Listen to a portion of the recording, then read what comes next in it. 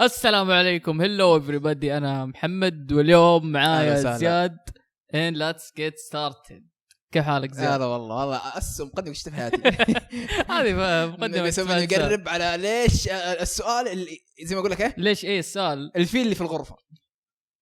طبعا أهلا وسهلا جميعا. يقول لك الفيل اللي في الغرفة إيش؟ يعني فين فهد سال؟ نعم. أنا توقعت إني حفتح حاليا بعد الغيبة هذه ألقى فهد سال موجود. فهد سال بينكم. وليش محمد فين فهد سال؟ فهد سال تواصلنا مع الرجال. إيه.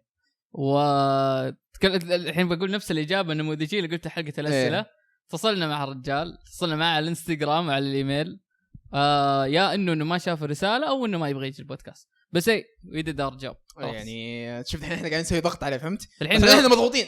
إيه الحين لو جبنا الضيف الجاي لا تسبونه تقولوا نبغى فهد سال خلاص. إيه هذا أهم شيء. خلاص إيه لأنه كتبنا حطينا رابط في ما قلنا مقدمة هذا إيه الحلقة موجودة في سبوتيفاي. هذه الحلقة موجودة في سبوتيفاي لكن تتابعها في اليوتيوب. نفضل انك تتابعها في اليوتيوب. وحطينا رابط في الحلقة تقدر تحط فيه ايش المواضيع واقتراحات. سوينا ملف جوجل دوكيمنت حتلاقيه دائما تحت ديسكريبشن. كل حلقة راح نصورها ان شاء الله، راح اذكركم في الانستغرام بانكم ترجعون وتشاركون مواضيعكم. الكوميونتي حق اليوتيوب او الكوميونتي حق اليوتيوب انكم تكتبون مواضيعكم اللي صارت اخر فترة عشان نقدر نراجعها اول باول، لانه في مواضيع كثيرة ترى ممكن تفوتنا انا وزياد، فهذه الطريقة تساعدنا اننا تعرف انك كمرجع احنا وكذا، يعني لابد الواحد يكون مواكب. نعم. جربناها الحلقة هذه بصراحة ما طلعت الا يمكن موضوع واحد، كل المواضيع انا كاتبها. ايه حتى انا يعني انا اقول لك مواضيع ايش قال يعني اعطيني رايك عن مناظره ترامب وبايدن، فاهم؟ طيب ايش رايك مناظره ترامب؟ ايش رايك مناظره ترامب وبايدن، فاهم؟ فنفس هذه النوع من الاسئله اوفر بجيبك يا ابوي على سالفه ترامب. ايه خلاص. أيوه. تعرف ليه بيصير سالفه ترامب؟ لا والله جد. الحين اخر فتره العيال قاعدين يدخلوني ديسكورد ويشغلوا مباريات UFC. حلو تمام. كل ايفنت يصير بالحياه ترامب موجود. ايه والله في كل مكان. ايه في كل مكان. بالكرفت جايكم نفس الكاركتر. ايه الحمراء. اقسم بالله اول مره شفته يقول يا عيال هذا ترامب. يقول لي ترامب دائما يجي يقول بس حسبت ذول الناس مشغولين، فاهم؟ لا كذا جولس عليه قضايا وفاضي. إيه ينتظر الرئاسه. ايه اظن دوبه خارج من السجن كذا ينتظر الرئاسه. ينتظر متى يصير رئيس. مين فايت مين اليوم؟ اوكي انا رايح. والله غريب والله غريب الصراحه. توقعت يعني شخص خش يوتيوب تلاقيه طالع في بودكاست. والله عظيم جد. طالع بودكاست اسمه ذا فيرست تيك، طالع معهم كذا بودكاست واخبار امريكا وشغل، فهمت؟ فوالله راندم الرجال مره. ايه بس يعني طبعا سحبنا شهر وصارت مواضيع كثير هذا الشهر. وممكن من ابرز هذه المواضيع حتى اتوقع انها فتره عظيمه صارت كذا المسلسلات والافلام او المسلسلات بشكل خاص. كذا نزل اظن 4 مسلسلات كذا بنفس الوقت: هاوس اوف ذا دراجون وذا بير وذا بويز وفي دارك ماتر. ما ادري تابعته ولا لا؟ ما خلصت لسه تقريبا. هذه 4 مسلسلات نزلت. برسومد انسد كمان حق جيك جيلنهال. جيك يا اخي هذا خلاص بدا يطيح يا اخي. هذا يا اخي جيك صار يسوي افلام رخيصه كثير مع انه يعجبني. المهم اوكي، من ال4 مسلسلات هذه مين التوب او مين اكثر محباطا قصدك؟ لا تبع بكيفك. شوف اسوأهم افضلهم. اسوأهم براحتك. افضلهم من ايش قلت انت 4؟ هاوس اوف ذا دراجون، ذا بويز، دارك ماتر، ذا بير. طب ما خلص دارك ماتر انا عادي من اللي تابعته. من كم حقيم دارك ماتر؟ اوكي من الثلاثه. افضل واحد ذا بير، هاوس اوف ذا دراجون، دارك ماتر، ذا بويز. والله ايه والله مع انك دوب قلت ما اقيم دارك ماتر. لا بس انا بس احط دارك ماتر يا عمي والله العظيم اللي شفته من عفن ذا بويز. يا اخي شكرا يا اخي شكرا اقسم بالله يا اسوأ عمل قاعد ينزل في السنه. شكرا لاني انا قاعد اتضارب مع الناس اقول له مين الناس تمطيط دروب ذير نيمز يا عمي. هليكورد. مين الفاشل اللي عاجبه الموسم؟ لا يقولون مسلي بس انا قاعد يا اخي تمطيط العمل. يا اخي هم واضح انه نجحوا كذا الموسم الاول الموسم الثاني والله الناس تحب اللي قاعدين نسويه. بعدين اعطاك موسم ثالث ما اضاف اي شيء للقصه كذا، سووا لك ارك شخصيه وانتهى. الحين موسم رابع قاعد يسوي نفس الشيء بالضبط واسوأ. يعني انا قلت لك الموسم الثالث كان ماشي تمام الى النهايه اللي كانت ما عجبتني. النهايه اللي صارت في الموسم الثالث. الموسم الرابع قاعدين ندور في حلقه مفرغه ما لها اي قيمه والله. كل جانب شخصيات أسوأ من الثاني. ايه واركات تطلع غريبه. إيه؟ فاهم يعني ارك ابن الذين. عادي احرق حاجه واحده بس. احنا طبعا حنحرق طبعا. احنا ما نتكلم عن حرق. في شيء مره ضايقني ابو هيوي. ايش صار؟ ليش؟ يعني هذا ايش؟ بالله هذا ايش؟ ليش نقعد معاه 6 حلقات عشان يختفي نفس الحلقه اللي يطلع فيها؟ لا مات، بعدين رجعوا للحياه، بعدين مات نفس الحلقه، ما صار عليه شيء. يلعن ام الهم اللي قاعد يشوفه. هيوي والله اني احبك يا هيوي وانت امك. لقيت كذا كم واحد في المستشفى بس ذبحهم كذا بعدين رجع مات. اقسم بالله ما يعني اقسم بالله من أسوأ الكتاب اللي شفتها في حياتي، وما يضيف اي شيء. بعدين هيوي يقول لك اصلا ايش يصير مع هيوي؟ انا كذا سنوز فيست كذا نايم انا. وفرنشي سووا له اغبار بالحياه. فرنشي ابن كلب سووا له كذا ارك. ستار لايت يطلعوا له اسم جديد، ستريت لايت. ستريت لايت. ايش العمليه التجميل اللي سويتها هذه؟ ما اعرف يا اخي ايش القبح هذا. الحين ترى الممثلات صار يسووا العمليه هذه، يزيلوا الدهون اللي موجوده في الخد، فاهم؟ ايوه عشان يبين ملامح الوجه اكثر، يحسب انه حيخلوها احلى. يعني سوتها انيا تايلر جوي، عرفتها حقت كوينز جامبت. ايوه سوتها صارت هيكل عظمي. وسوتها زمان مارغو روبي، بس انها ضابط وجهها، انا وجهها كبير. والحين ستار لايت ستريت لايت قبيحة يا واد مليون. والارك حقه ازفت من الزفت، فاشل. الارك حقه له رايح يمين الى يسار. كلهم الشخصيات اللي اضافوهم يمكن سيستر سيج اكثر. في البدايه كمان كانت حلوه سيستر سيج، في البدايه كانت شخصيه كويسه. ايوه يعني الى الان كذا ابغى. لا يعني انا الى الان كان نفوذ حتى قدرات العقليه حقتها ما كان مستعمل بشكل ممتاز مره. فاهم؟ انت اذكى واحده في الكوكب، بس ما نعرف ايش اجندتها باقي. اي ما احنا عارفين عشان زي كذا اقول لك هي اكثر واحده عجبتني لانه فيها غموض اقل شيء وعندها امكانيات تخوف. بس مره خايس وجرعه يحسبوا تعري يعني يضحك، فاهم؟ يعني جرعه التعري في الموسم ذا مليار، فاهم؟ والله كل المواسم. لا اول ايش كان؟ يعني هو كله في تعري كله والله كله. اول ايش كان؟ اول كان في موازنه، يعني يعطيك القصه ايه يعني في فهمت؟ لا هي نفس في اكوليبريم كذا اتزان. هذا لا شفت الحلقه الاخيره نزلت؟ ايه هذا ايش كله. انا قاعد اشوف 40 دقيقه. انا شوف انا اقول يمكن انك ناسي 40 دقيقه. انا اقول لك يمكن انك ناسي وثلاث مواسم، بس كانت كلها نفس الخياس ذا بالضبط، بس نفس الجرعه. لا لكن انا ايش قلت لك، لكن في الجانب المقابل جرعه القصه مكافئه تعطيك شيء كويس. أيوة. هنا لا الحلقه الاخيره والله ما تضيف ولا شيء. والله ديزاستر، ذا بويز ديزاستر بالنسبه لي الموسم الرابع. كارثي والله. يس هاوس اوف ذا دراجون. هاوس دراجون باله كلام طويل. هاوس اوف ذا دراجون ايه والله باله كلام طويل. طب انا بس بقول نقطه واحده، لانه الفئه هذه تحزني وانا بدي اتعاطف معاه، اللي هم حقون الروايه. ايه حقون الروايه قاعدين يدعسون الحين، يا اخي فكونا يا اخي خلونا نتابع مسلسل. إيه. بس انا والله العظيم متفهمهم. اللي متفاهم لانه في تفاهم. إيه. لأن هذا الشيء شوف يمكن الفرق بين جيم اوف ثرونز وهاوس اوف ذا دراجون، جيم اوف ثرونز الروايه غير مكتمله، وبحكم انها غير مكتمله الفلسفه اللي كانوا يسوونها نوعا ما كانوا مجبورين عليها. ما في شيء تمشي عليه. هاوس اوف ذا دراجون الروايه منتهيه، فالكتاب يقدرون الى حد ما انهم يتفلسفون في القصه بس يطلعوا لك نفس النتائج. انا اعطيتك القصه في جوانب ما يقدر تلعب فيها، بس باقي خليه زي ما هو. ايوه فاهم. بس انا اتفهمهم لانه في اشياء كثير لما تقراها في الروايات تكون مره حلوه، بعدين تكون مره متحمس لها في الشو، بعدين لما تيجي تفك الشو تلاقي انه انا بعد مو مشكلتي مع هذه، مشكلتي خربوا كثير اشياء. شخصيات والله خربوها. شخصيات كثير خربوها يا اخي. انا كنت الاخضر شاقني كنت فاهم. انت كنت تحب الخضر؟ كنت اخضراوي صراحه بعد نهايه الموسم الاول. والله اي والله انا كنت مع السود. ما هو عشان بس هم بالعاني يبغونك تمشي مع السود، ما تلاحظ؟ هذا الموسم مره متحيزين. اي والله انهم متحيزين. هذا متحيزين للسود. اي مره متحيزين للسود. يا شيخ مخلينهم كانهم ملائكه. ايوه يعني حتى الحلقه الاخيره لما راحت عند أليسنت وعرفت أليسنت انها غلطانه وكابرت على خطأها كذا، خلاص انت الحقت تماما مع السود. صار كذا انتهى كلامك انت كاخضر. ايه مره انتهى. شرعيتك كايجو قتلتها تماما. قتلت المنافسه. ما صار في صح وخطأ، صار بس يعني انا اقول لك كتابه أليسنت في الموسم الاول لا تشوبها شائبه، كانت جدا ممتازه. والله كانت ممتازه. ها يعني كتابتها كانت جدا جميله. ايه فاهم. ومعطينها اسبابها ومعطينها شخصيه، وتقدر تطرح لها حجه على الشيء قاعد تسويه. صح تماما. تقدر نفس الوقت تطرح حجه لرينيرا. صح. كان في نقاش جدا في نقاش. يعني انا كان احد يقول لي انا اخضر ولا انا اسود اقول له اوكي تمام يعني إيه. انا اتفهم. وهذا كان حلاوه المسلسل. هذا اللي كان يميز المسلسل، كان اخضر اسود بس مو بس أليسنت ورينيرا، لا كان في شخصيات بينهم ومسانده وتروح وتجي. اول شيء صار في الموسم علاقه أليسنت وكريستين كول نهائيا ما عجبتني. هذه هبده، هذه مو هبده، هذه هي كارثه. يعني هو الارك حق كريستين ايوه هذه كارثه لانه ارك كريستين كول كله انه صار مو بس كارثه على أليسنت كمان. انا كنت معجب في الكتاب. ايوه كلهم الاثنين قتلوا الشخصيتين. هي مفروض انها عفيفه تعتبر نوعا ما، كانت ما تحب اعمال اللي تسويها رينيرا كيف هذا.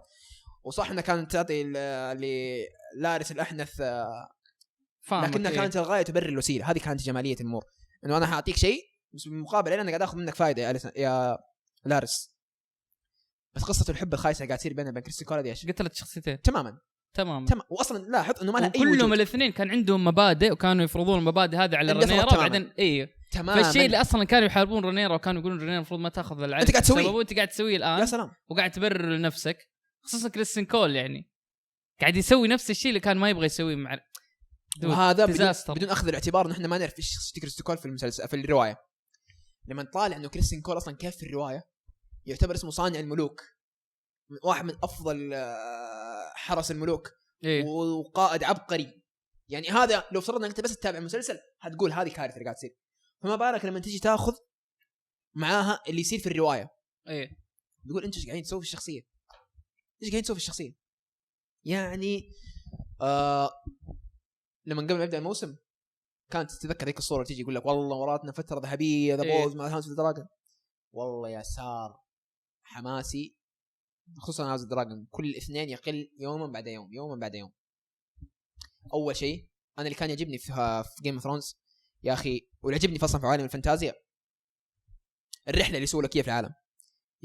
فعلا يحسسك ان انت في عالم فانتازي من ناحيه بعد المسافات، من ناحيه القصه اللي تناخذ، من ناحيه كبر العالم وتفاصيله. فهمت يعني يحسسك فعلا انه هذا العالم كبير وما هو بالسهوله هذه. فهذا كان موجود في جيم اوف ثرونز في البدايه.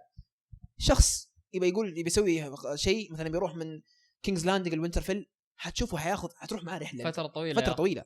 انا ما اتكلم بس عن المسافات وعرفنا انه هو قصير. لا اللي صار في المسلسل الموسم ذا فاست ترافل وفاست قرارات. اسمع روح اليوم وقت الرينيرا توأم. ايوه الحلقه هذا دقيقه 20 دقيقه 40 وراح عند رينيرا وينتهي الحدث نفس الحلقه. فاست ترافل اللي بين 66 كلبنا وكارثي. شوف انا هذا اللي احبه في عالم صفر للاحداث. انا هذا اللي احبه في عالم جورج مارتن ان الناس تتناقش حتى في التفاصيل الغبيه اللي زي كذا لازم تناقش فيه لانه جورج مارتن خلى عالمه منطقي جدا لدرجه ان التفاصيل الغبيه هذه لازم تستقعد لها.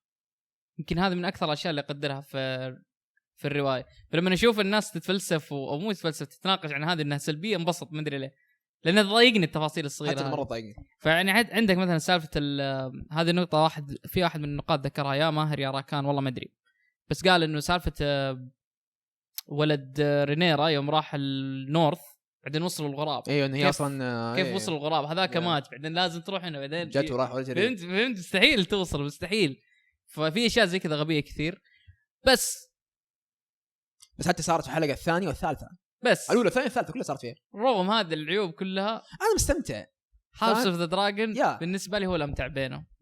انا لا انا شوف حتى ذا الموسم الثالث ترى اقل من الموسم الثاني الاول بكثير مره هنجي كثير هنجي لكن احس ما اخذوا سياق ذا بويز قالوا والله الناس حبته خلينا نسوي مسلسل سيزون كامل ما تتقدم فيه القصه ما تقدم فيه القصه مره ولا شيء مره ما تقدم بس حنجي بس يعني نخلص هاوس دراجون. قلت لك هاوس دراجون برضه هاوس دراجون هي اللي اختارها شخصيات ما ادري فين جت. شفت اللي قال لك فجاه في دحين انت قاعد تقارن بالروايه؟ لا مو بالروايه في المسلسل قاعد يختار شخصيات. قالوا في شو اسمه داريون اللي قال طلع عندهم ولد راسلين. لا هذا موجود في الروايه من اول داريون تارجيريان. المسلسل ما قد جاء ذكر اسمه. هذا دوم ذكر. ايوه وكبير أوكي. وموجود هذا أيوة. يعني لكن له حدث محوري أوكي. بس مشيتها. بس اكثر شيء ضايقني هي التخطيط اللي يصير في نفس الحلقه ويصير في نفس الحلقه. ايوه الاركات الصغيره في الحلقات هذه تضايقني والله فاهم. اوكي يعني بلاد اند تشيز كلها صار في نفس الحلقه. ايش كمان انه كريستين كول بيروح مثلا هذا وصارت نفس الحلقه المواجهه حقته مع التنين. أليسنت ورينيرا المقابله حقتهم اللي تضحك مره اصلا في نفس الحلقه صارت. ايش رايك في الحوار اللي صار بينهم؟ حلو والله انه خايس. والله انا اشوفه منطقي. انا اقول لك منطقي ليه؟ انا كلهم كانوا يقولوا مو منطقي، بس انا اقول لك يا اخي لانه رينيرا شوف هو يمكن مو منطقي لانه المسلسل خلى او الكتاب خلوا الصفه كلها للسود. لكن من منظور رينيرا منطقي لانه رينيرا ما تبغى الحرب تبدا، فقاعد تحاول قدر المستطاع انها تاخذ بالاسباب انه انا ابغى الموضوع ينتهي، ما ابغى نوصل لموضوع الحرب. فقرار انها تروح تكلم أليسنت كان منطقي انه انا ابغى اتفاهم معاه واقول لها ايش قاعد يصير. اخر مره قابلتك كنت تقولين ان انا المفروض اصير الملك، الحين قاعد تصير حرب، انا اعرف كويس انت ما تسوين دي الاشياء، ايش قاعد يصير، خلينا ننهي الموضوع نهدي الاوضاع. بعد ايش هذا قتل الولد ولا قتل المدري ايش؟ اتفق معك، ورسلوا غربان لجميع القاره، اتفق معك جيوش، اتفق معك، بس هذا ما يدفع الموضوع اكثر ان نوصلها الحرب، لانه الحرب فيها قتل اكثر من كذا. يعني صح انه انا مات من عندي احد وانت مات من عندك احد، لكن الحرب راح تدمر العالم كله. لا بس انت كمان يعني حتى حوار يعني حتى أليسنت المفروض أليسنت كانها ما كانت مستوعبه ذي النقطه مره اصلا، وقت الحوار كان غريب. لا بس حوار يعني انت شوف لو أليسنت تغيرت قراراتها بس بانه قال اوه ترى قصده ايجون الغازي ما هو ايجون ذا، وتغير كذا قراراتها كارثه. يعني لانه أليسنت اوتو هايتاور هذا كلهم كانوا يقولوا لها لي اوف هو قبل ما يموت قال ايوه هو كلهم يسوقونه يعني يعني هي في قرارات نفسها كمان هي اوكي سمعت، بس الباقيين عارفين انه هي كذابه، انه ما هو هذا فعلا اللي صار، فاهم؟ ونصبتيه كمان هم كلهم يحسبونها كذابه. يعني اوتو هايتاور كده عارف انها كذابه. ايوه اوتو هايتاور يعرف. والله مشهد اوتو هايتاور خرافي. شوف بديت اغير رايي، يمكن صح اوتو هايتاور مشهد خرافي. بديت اغير رايي لانه اتوقع أليسنت استوعبت في وقت اللحظه ذيك، وقت الحوار استوعبت انه هم عارفين يحسبونها كذابه. هي قالت هي تولد مي مدري ايش، كانت تصر انها قالت استوعبت صح، بس انا متاكد ان هي تؤمن فعلا انه هو قالها لانه سمعته. لا هي كانت تحسب في البدايه من جد.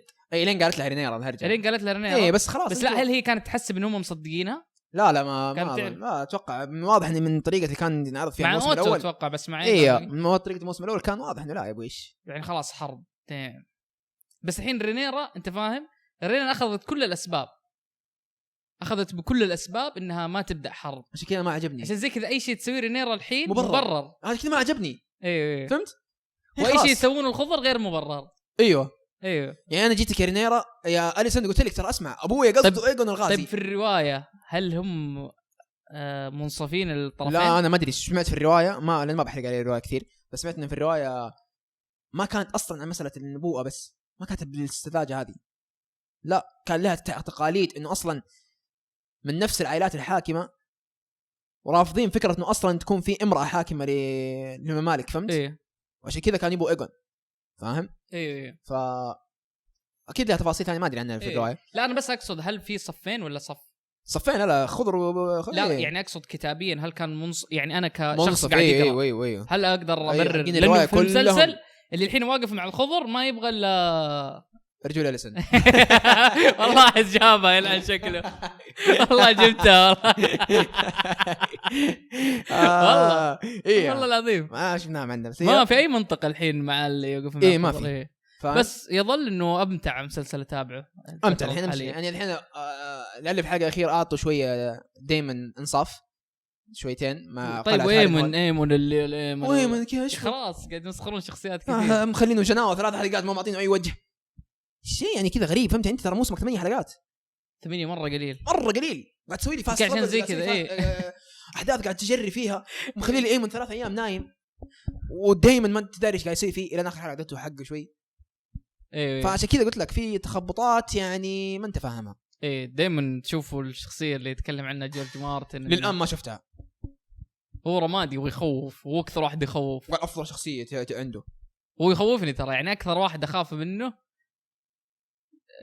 دايما. اوكي اي مشهد يجي فيه ايش بيسوي ثلاثه بعدين بعد الحلقه الاخيره كمان بعد الحلقه الاخيره فهمت قصدي؟ هو يعني صار في 3 صفوف صار في خضر سود دايما يس كذا صار الوضع، عشان ممكن عشان زي كذا هو اللي قاعد يثير الصراحه الحين. انا بالنسبه لي هو قاعد ياتي الاثاره في المسلسل يعني خصوصا لما الحلقه الاخيره لما قاعد يقول ماي لورد يور هاينس اوف بس يا اخي رينيرا ما تحس انهم خلوها يعني هي كان بدت شخصيه سيئه مره بس الحين خلوها مثاليه تماما. صح. انا قلت لك شيء ما عجبني يعني ما فيها اي عيب ما فيها شائبه. بدأ الموسم الثاني يعني انا مره عجبني رينيرا لما قالت بس خليني اوضح يعني رينيرا الان يعني في الوضع الحالي يعني مره عجبني رينيرا لما مات ولدها وقالت كانت منطقيه اسطوريه كانت مشهد ذاك الحلقه كامله قالت كلمه واحده.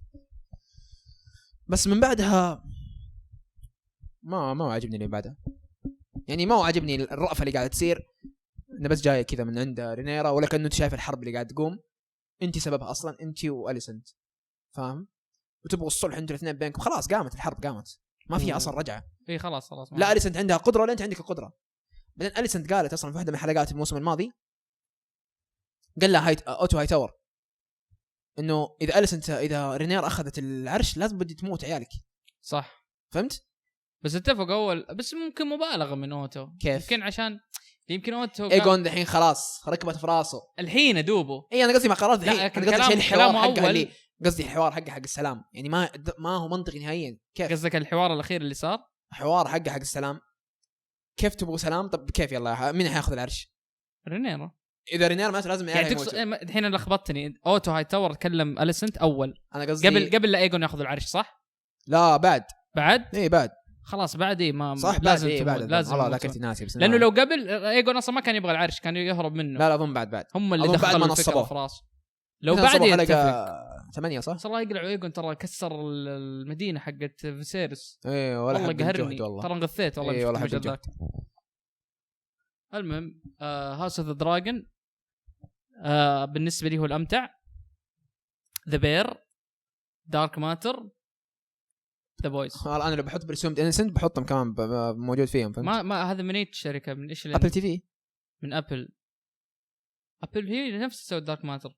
ايوه اوكي سووا اثنين اوكي جيد. اعطيكم السالفه اللي الفيل الثاني اللي في الغرفه ايش سبحان الله سالفه المتحرش سالفه دكتور ديسبكت. ايوه هذه يا اخي شوف سبحان الله تدري ان كنا موجودين لما صارت. ادري كاس بالله كنا موجودين لما صارت يعني غطينا الخبر قبل 4 سنين. ايوه يعني من زمان. ما ابغى اسمع راي وقتها. ايوه ولا انا ما ادري ايش قلنا اصلا ما ادري ايش كنا نتكلم عنه بس اتذكر ذيك الفتره احنا كنا موجودين اللي هي جون. اديني كاس بالله. فنعطيكم سالفه الدكتور ديسبكت اللي فجرت الدنيا تماما. يعتبر اكبر حدث صار في خلال الشهرين الماضيين. دكتور ديسبكت قبل 4 سنين. طبعا اللي ما يعرف دكتور ديسبكت هذا يعتبر واحد من اكبر الستريمرز الموجودين في العالم. شوف على كلام الكثير هو كان واجهه تويتش وقتها. بالضبط كان الواجه يعني واجهة كان فعلا. اكبر شخص موجود في منصه تويتش. لو تشيل منه ايام نينجا وفورتنايت 2020 هو الواجهه. وقتها نينجا صار شويتين هو مثل صار ريليفنت خلاص. اصلا ظهر راح مكسر وقتها ايام كورونا. لا ما راح مكسر كان قبل تويتش. ما عمره طب كورونا ما عمره طب لا ما قد راح ليه ما قد راح مكسر ما قد راح مكسر. كانت في تويتش لقم باند من تويتش. لا قصدي نينجا ايوه كان في مكسر. ايوه فايش صار صحيح. هذا دكتور ديسبكت يعتبر واحد من اكبر الستريمرز الموجودين او اكبر ستريمرز وقتها في 2020. ف يوم من الايام دكتور ديسبكت اللي هو في شهر جون جاله باند. صحيح باند نهائي تماما من تويتش. وبدأنا كذا أكبر لغز موجود خلال 4 سنين ماضية من ناحية انترتينمنت هو ليش دكتور ديسبكت جاله باند. لأنه الرجال طلع بعدها ب3 شهور بث على يوتيوب وقال أنا والله ما أعرف ليش جاني باند. قال إلى الآن ما أعرف. أيوة أنا للآن ما أعرف ليش جاني باند. أنا إنسان أخذت باند وكان عندي عقد مع تويتش وللآن ماني أعرف شو. طبعا بس بوضح شيء إنه ترى الباند في تويتش بدون سبب أمر غير مسبوق. أيوة جدا. فحط في بالك كمان إنه عطوا باند للواجهة ونهائي يعني انقلع يلا نهائي. وقتها كان معظم الناس تقول انه او القضيه الكبرى يمكن هذا كان راينا قبل 4 سنوات انه دكتور ديسبكت وقتها كان اصلا يتفاوض مع منصه ثانيه يوقع معاها فتويتش زي اللي تضايق من الموضوع وطردوه. ليش قلنا كذا؟ انه هو طلع من تويتش راح وقع مع يوتيوب على طول يعني. يس على طول راح وقع مع يوتيوب. والتفاوض مو ممنوع يعني في ستريمرز كثار يتفاوضون ما اخذوا باند. ليش دكتور ديسبكت اخذ الباند؟ صح كان شيء غريب. المهم وقاعد يستمر فتره هو خلاص يعني قاعد 3 سنين هذه هو يبث في تويتش في يوتيوب في يوتيوب قصدي. طبعا في ذيك الفتره في واحد صحفي اسمه سلاشر صحفي دائما يسوي ينشر اخبار في تويتر في تويتر من العالم الانترتينمنت حقنا هنا السوشيال ميديا البثوث ما ادري ايش. فوقتها كتب انا عارف دكتور ريسبكت ليش تبند بس ما اقدر اقول لكم وصار ميم خلاص صار ميم مره على الرجال ده لانه قال عارف ايش اسوي ما اقدر اقول لكم وخلاص سكت. ترى قطع فتره ذيك الفتره خلاص قاعد 3 سنين ما ترى ما يغرد كثير. من زمان ما سمعت اصلا قلت سلاشر قاعد يقول والله من زمان قاعد 3 سنين ما يغرد ترى يعني خلاص يعني اول كان فعلا ترى مصدرجي نقال علوم درجه اولى. المهم الين جينا 2024 الامور ماشيه تمام والحياه حلوه ودكتور ريسبكت قاعد يبث اصلا. تطلع تغريده لواحد موظف كان في تويتش وكبل عفش قال انه دكتور ديسريسبكت كان في محادثات مع قاصرة عام 2017 في 2017 قال 2017 الله عام 2017 عن طريق تويتش يعني تويتش عندهم ويسبر حق تويتش اللي هو الشات الخاص. فكان يكلم واحدة قاصرة في الشات الخاص وكان يعني حديث غير لائق وكان يبغى يقابلها في تويتش كون وقتها فاهم في 2017 اوكي. فبس انفجرت التغريده. لما انفجرت التغريده كان الناس يقول يبغى انت ايش دليلك انت شكلك حاقد ما حاقد واللي مصدق الموضوع بدون دليل وزي كذا. فانتشر الموضوع كذا وكذا. فلما صار الناس ينقلوا الخبر طبعا جاء هذا سلاشر اللي قلت لك عليه كتب ايش رجع وحط اقتباس للتغريده حقته قالت I told you. فهمت؟ طب ما جبت شيء جديد يعني انت ترى ما سويت ولا شيء يا مصدرجي تراك ما سويت شيء ترى الخبر طلع فاهم. المهم لما صار ينتشر الخبر كثير دكتور ريسبكت شاف انه الخبر قاعد يطلع راح قال رد على تغريده واحد اسمه جيك لاكي برضو واحد نقال علوم جيك لاكي معروف. رد عليه قال له جيك اسمع انا عارف ان الموضوع مره منتشر ومدري ايش لكن هذا فكك من القيل والقال. تويتش دفعوا لي العقد حقي كامل وما في اي ضرر صار كذا كتب no wrongdoings were found ما في اي ضرر صار. بس الكلمه هذه no wrongdoings was found اللي ما في اي ضرر صار هي اللي خلت الناس تصدق تبدا تسال ايش no wrongdoings was found يعني هو اللي دفن نفسه. انا اقول لك الحين اللي دفن نفسه زياده وزياده ايش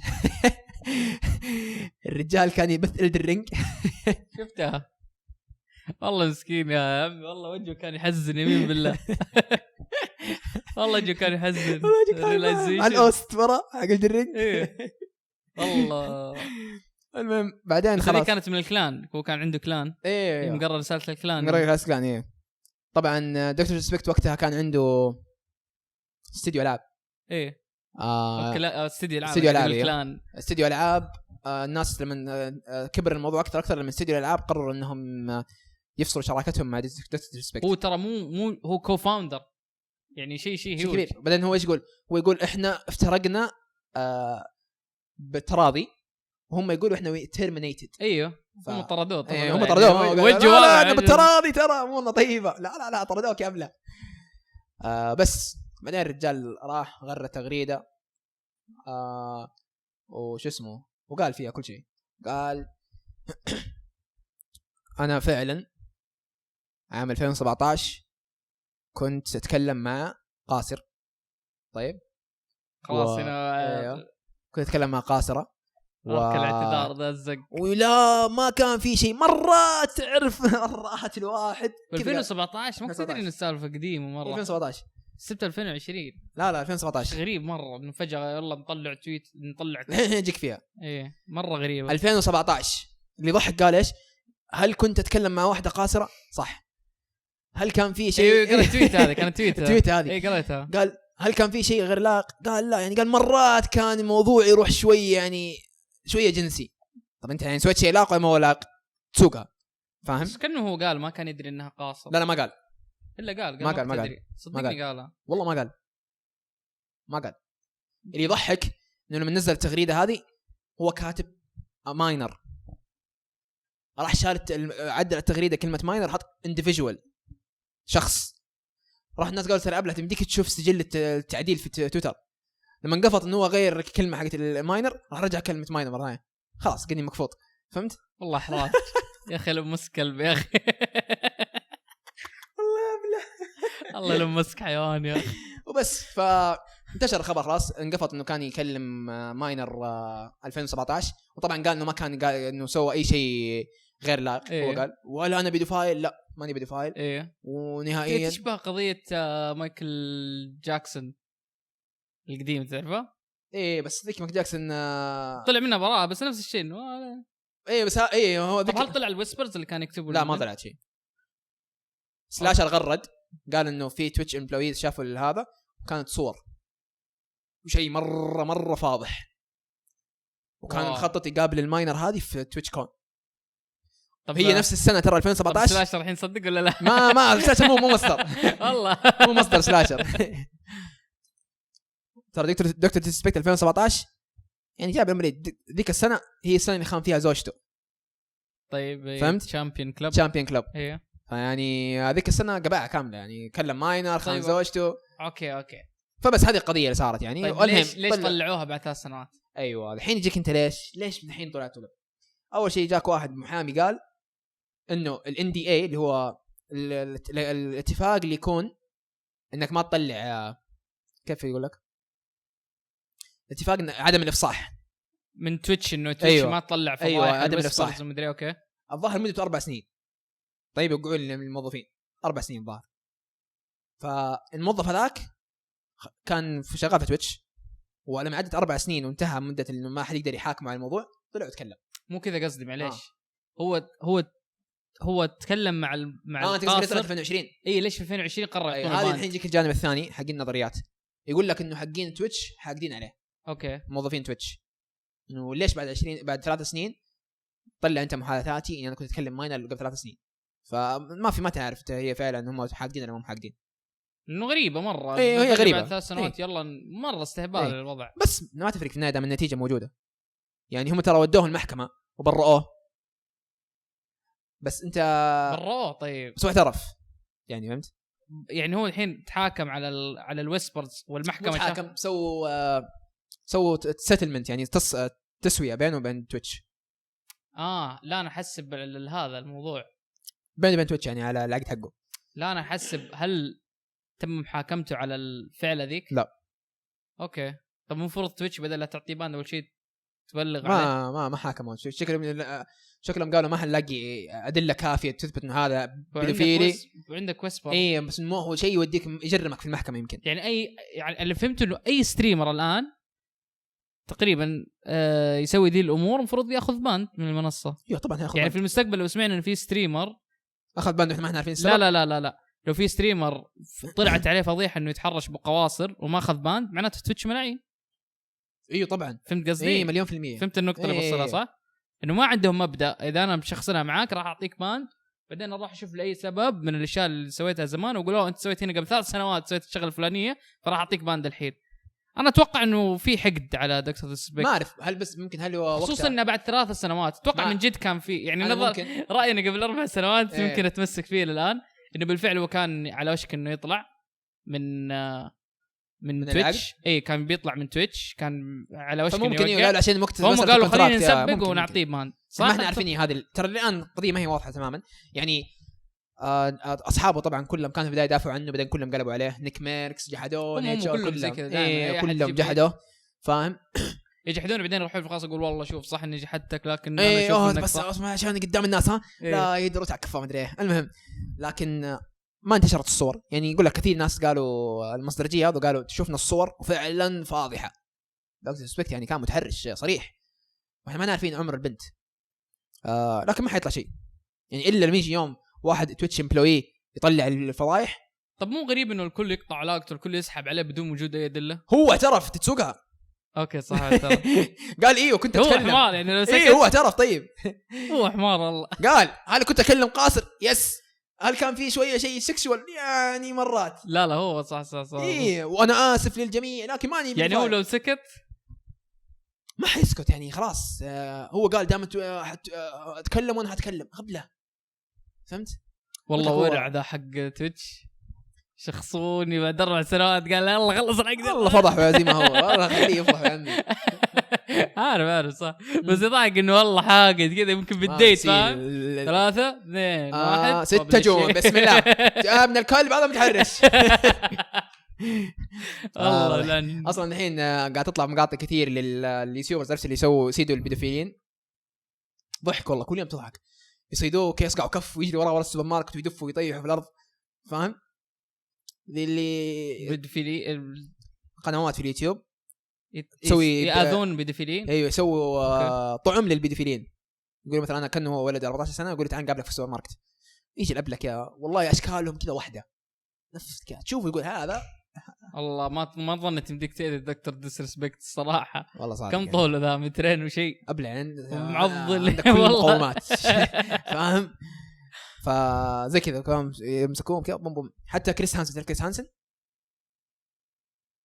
هانسن عنده اسمه مألوف، اللي عنده اشهر برنامج حق بيدوفيلين اسمه توكاتشا بريديتر، اللي مسك دي بي ولا لا قبل زمان كان عنده برنامج. أوكي. لا ما اعرف اسطوري البرنامج يا اخوان، لازم تشوفوه.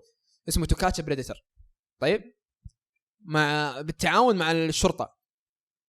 برنامج اسطوري يموت ضحك. زكي يسوي انه ويجيب الطفل فعلا، يجيب اطفال ويخلي الرجال يخش على الطفل، الشرطه موجودين في البيت، فهمت؟ بعد ما يسوون محاثات عليهم وكل شيء، ويروحوا يدخلوا عليه ويفل على راسهم، فهمت؟ يموت ضحك. برنامج عام كم تقريبا؟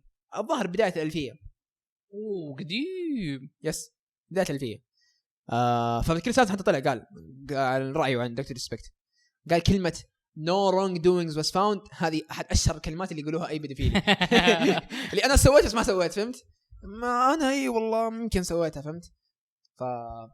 المهم انه جي دكتور ريسبكت ودع تماما خلاص. ما اتوقع عليها رجعه يعني. انت طب هو باقي بث في يوتيوب ولا لا؟ الحين قال لك اخذ بريك يعني يوتيوب. اوكي وثم ما ادري يوتيوب سووا له ترمينيشن ولا لا، ما اعرف. شفت انه وقفوا له ارباح ويوتيوب وقفوا له ارباح. وقفوا له ارباح. يس واو. بس ليش الشيء الغريب؟ ايش كيف يوتيوب وقعوا معه اذا هو عنده قضيه زي كذا؟ يعني توقع طالع من هو ما رفع عليه قضيه على كلامك.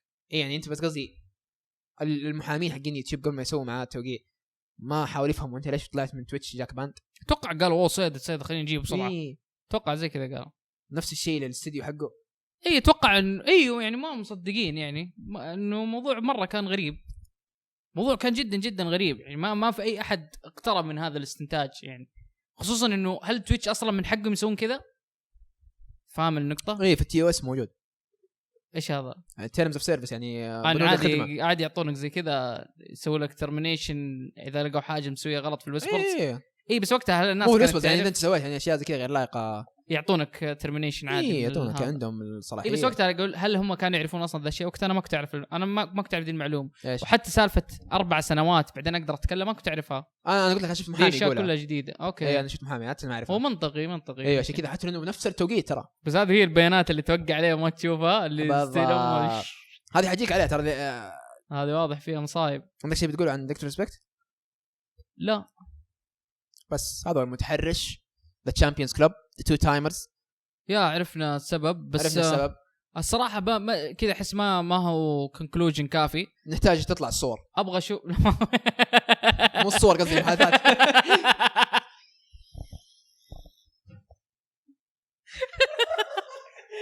ما بشوف الصور. هذا قصدي ما بشوف اي صوره. صورك خليها لك والله ما الظاهر يقول لك ما طلعت المحادثات عشان حمايه الضحيه البنت يعني. لا انا بس ابغى يعني شيء قضائي. اتمنى يصير شيء قضائي عشان نتاكد 100% من موقف دكتور ديسبكت، من موقف تويتش. ليش تويتش قاعد 3 سنوات؟ لاني احس حتى تويتش يعني استغلوا شوي سلطتهم انه بعد 3 سنوات اعطوا. ليش قعدتوا 3 سنوات؟ ليش ما قعدتوا من وقتها؟ هنا في سؤال ثاني، ليش تويتش قاعد تسوون زي كذا؟ هل كنتم متصالحين مع متحرش لانه كان قاعد يشيل منصتكم، بعدين لما كان على وشك نخرج من منصتكم ناس كثير قالوا اصلا قالوا ففي خلال كثيره. ناس كثير كانوا يقولوا اصلا المفترض كان في واحد يطلع يسرب الخبر. كيف تخلي انسان متحرش يقعد 4 سنين؟ اعطوا 4 سنوات صح، فهمت؟ 4 سنين هو قاعد يعيش يمرح. فناس كثير كانوا زعلانين من هذا الموضوع برضه. كان يتكلموا مع ذاك اللي نشر الخبر من الاساس. وحتى سلاشر كيف يا ابن الذين انت عارف الخبر 4 سنين وقاعد تخلينا نتابع الرجال هذا؟ مار والله سلاشر اغبى واحد. سلاشر غبي. طيب اسمع الخبر الرهيب. اعطيني خبر رهيب. والله يا ذا الخبر قعدت اقراه وطالع فيه 3 دقائق احاول استوعب. تمام. عبد الرحمن الحازمي تكلمنا عنه في حلقات قبل، مسؤول علاقات في ايوه حق اليوتيوب، طلع احصائيه غريبه جدا. انا صراحه نوعا ما بقول اشك، يعني هو يعرف اكثر مني لكنها غريبه. يقول لك عدد القنوات اللي تجاوزت 1,000,000 مشترك في الوطن العربي. مين توقع اكثر دوله عندها عندها قنوات فوق 1,000,000 مشترك؟ السعوديه صح؟ خطا. ايش؟ العراق؟ خطا. اردن؟ خطا. مصر؟ وات؟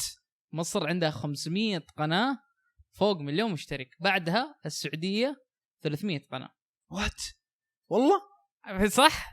ايه فهمت. تتذكر ذاك اليوم في النقاش مع محمود سميع كنا نقول ليش ما نشوف ليش السعوديه هي هوليوود اليوتيوب، ليش مو مصر؟ يعني حتى هو اتوقع ممكن ما كان مستوعب انه مصر عندها قنوات مليونيه كثيره.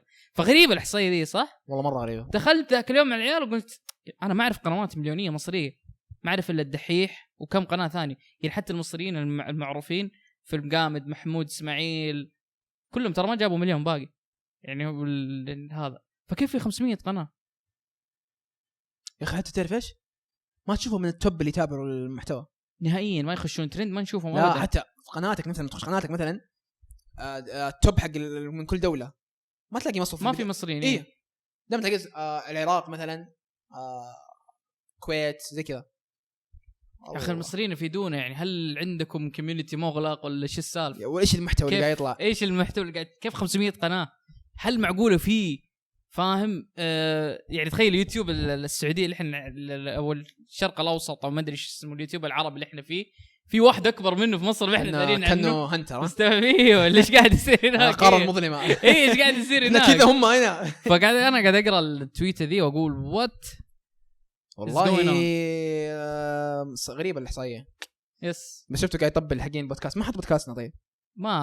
ما تابع باقي مع انه كل شيء نسولف عنه ترى، يعني باقي نجيبك ترى. خلاص شفته قال قنوات البودكاست شيء رهيب، ما ادري شكله ما احنا رهيبين ولا، وحط قنوات يعني الناس عندهم يعني كل واحد له ارقامه ويستاهل. يعني يسووا له منشن عيال، يقولوا له تعال بودكاست كلام كثير، وقول له لا شو بودكاست كان يعطيهم شاوت اوت، دفهم في اللوغاريتميات ولا اي شيء.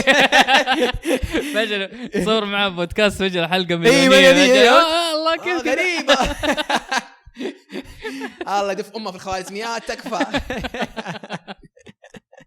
لكن انا مبسوط لانه قاعد يعطينا احصائيات ما تقدر تجيبها من اليوتيوب، لازم تكون جوه جوجل عشان يعطيك الاحصائيات ذي. مبسوط منه. حساب رهيب. ايه حساب رهيب مره. على سالفه يوتيوب نزلوا الحين خدمتين اسطوريه جديده في الساحه، عظمه. الثمنيل، خدمه الثمنيل طبعا اكثر مشكله اللي يواجهونها صناع المحتوى، هذه مشكله انا اعاني منها، ان كل ما اسوي ثمنيل وانشره للناس اقول لهم، قد سويتها مره في الستوري حتى، يعني نشرت ثمنيلين للناس قلت لهم ايش تشوفون احسن، هذا يقول هذا احسن، هذا يقول هذا احسن. في النهايه الثمنيل اللي اختاروا هو اللي يؤدي جوده المحتوى. يعني مثلا ممكن اسوي ثمنيل بطل ليا بس ما يؤدي كويس في اليوتيوب وينعدم ويخرب الفيديو ويموت كله. فانقهر دائما افكر ايش كان ممكن اسوي ثمنيل احسن. ومرات اسوي اكثر من ثمنيل وما اعرف ايش اختار. حوسه.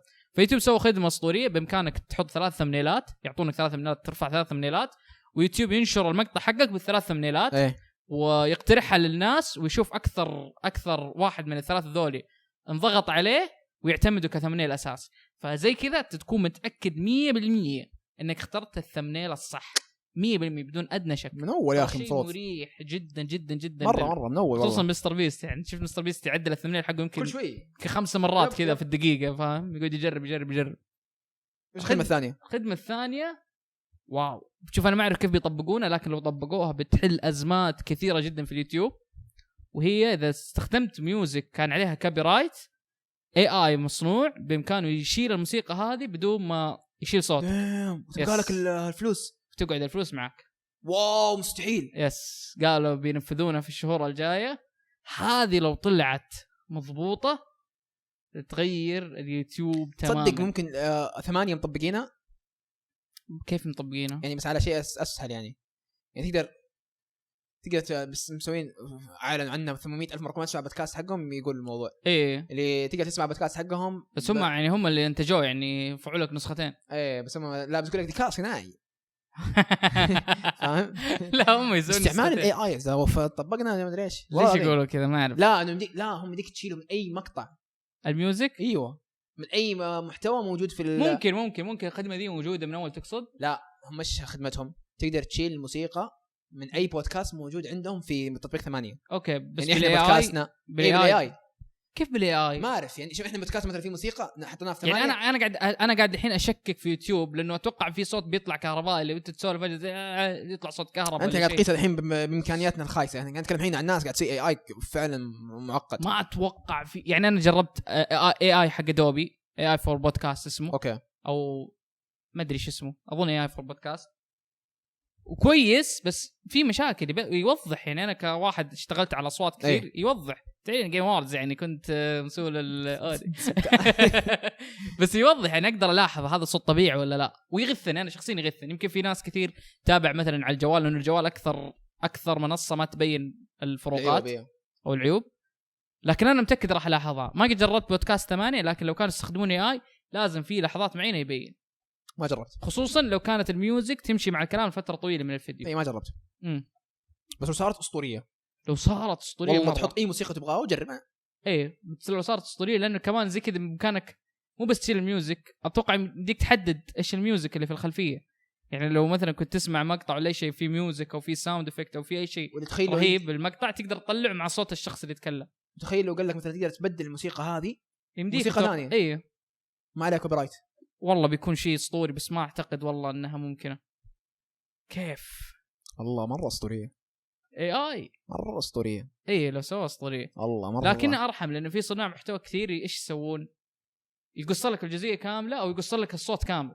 ويخلي لك الفيديو يقول لك عشان الارباح فاني اخذ صوت كهربائي اعتقد انه افضل من اني اخذ مليون مره بدون صوت استحمل الجزئيه الصغيره هذه وخلاص فالمره الشيء ذا اسطوري يوتيوب الصراحه على قد ما نسبها وعلى قد ما نذمها لكن اعتقد انها هي افضل منصه بمراحل ايوه في برامج التواصل الاجتماعي خدمات جداً. اسطوريه جدا تطور تقنيه يا اخي ما واحده مدعومه بجوجل ايش تتوقع فاهم والله مره شتان عن اي تطبيق ثاني ايوه ايش الموضوع اللي بعده بعيدا عن شارك يعني ميسي طلع مشروب جديد اسمه ماس بلس وسبحان الله المشروب هذا يشبه مشروب مره كني قد شفت في مكان ما المشروب ذا لاحظت انا ايه سووا مشروب الظاهر انه بينافس برايم نفس برايم بالضبط طبعا انا وانت تناقشنا عن شكل المشروب طلع حرفيا نفس البوتل بالضبط بس الظاهر مشروب برايم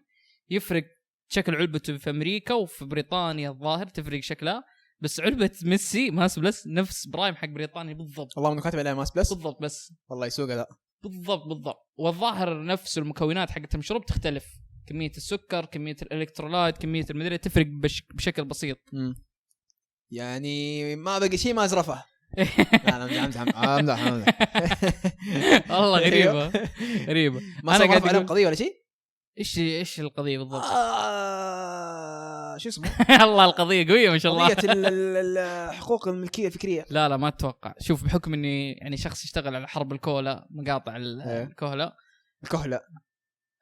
اوكي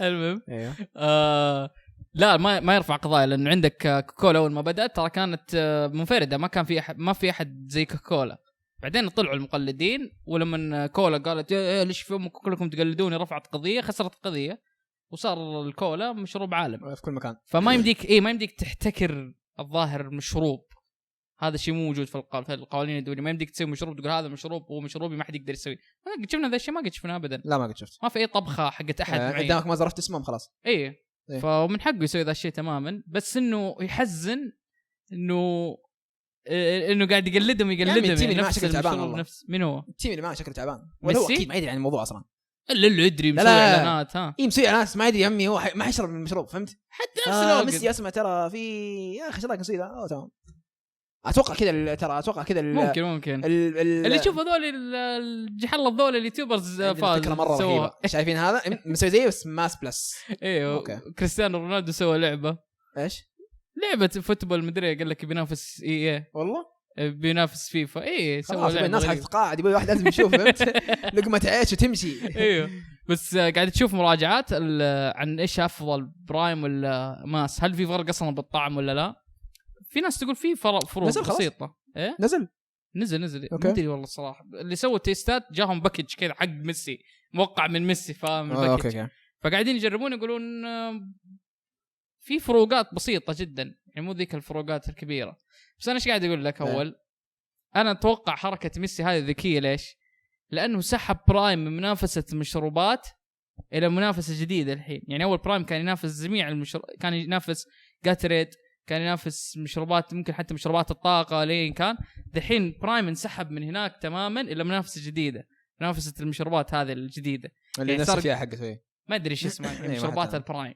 فجاتريد الحين انفصل خلاص، جاتريد صار مشروب طاقه تشربه قبل النادي. الحين برايم الظاهر هذا هايدريشن درينك. اي ما يعطيك الظاهر ما يعطيك ما يعطيك شيء الظاهر كافيين بس صح. في الكترولايت هم 24 ساعه يطلبون الالكترولايت حقتهم. بس اللي يعني الاخصائيين الصحيين اللي قد تابعتهم يقولون دائما انه برايم سيء او انه مو بالجوده اللي يتكلمون عنها ويطبلوا لها جيكو كيساي لوغان كيساي. بس انه ملاعين ترى هم قوياء قانونيين. في اول واحد محامي نزل 6 فيديوهات قاعد يسفل في برايم وعن مشاكل ومدري ايش.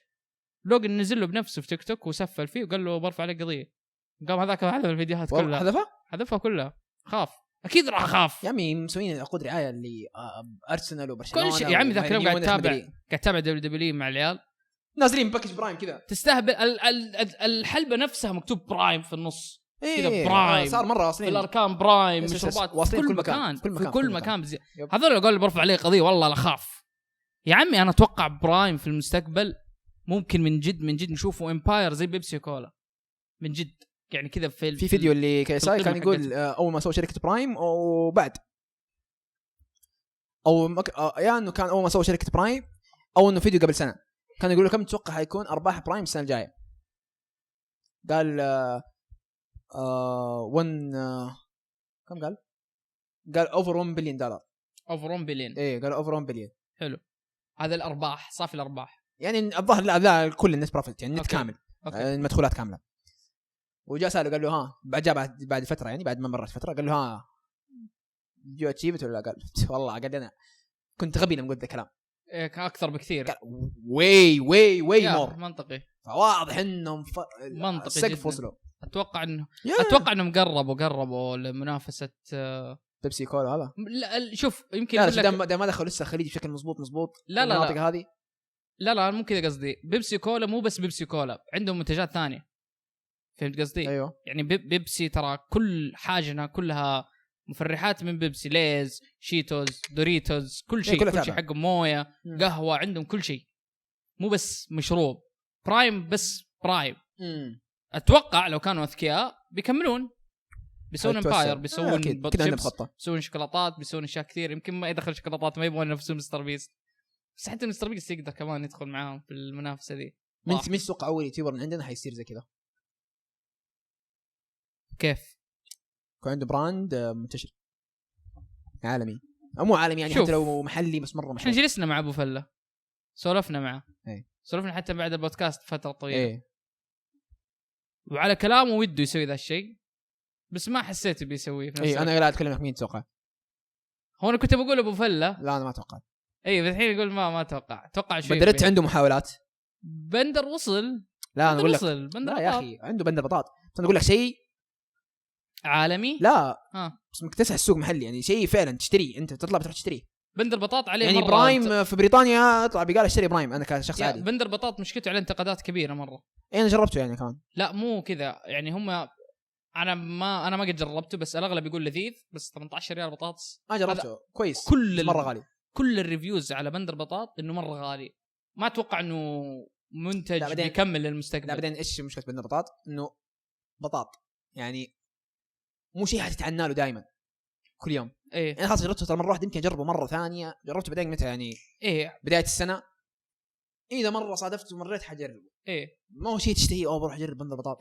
يعني ممكن تشتري ابو مره بعدين خلاص فعلا ترى خلاص يعني. فانا بس يمكن يكون استهداف اطفال، الاطفال اللي يتعنون ايه بس انا اتوقع يكون بدل بطاطا مثلا زي ماكدونالدز مثلا في كل مكان ولا فاهم ليش لا ما اتوقع انه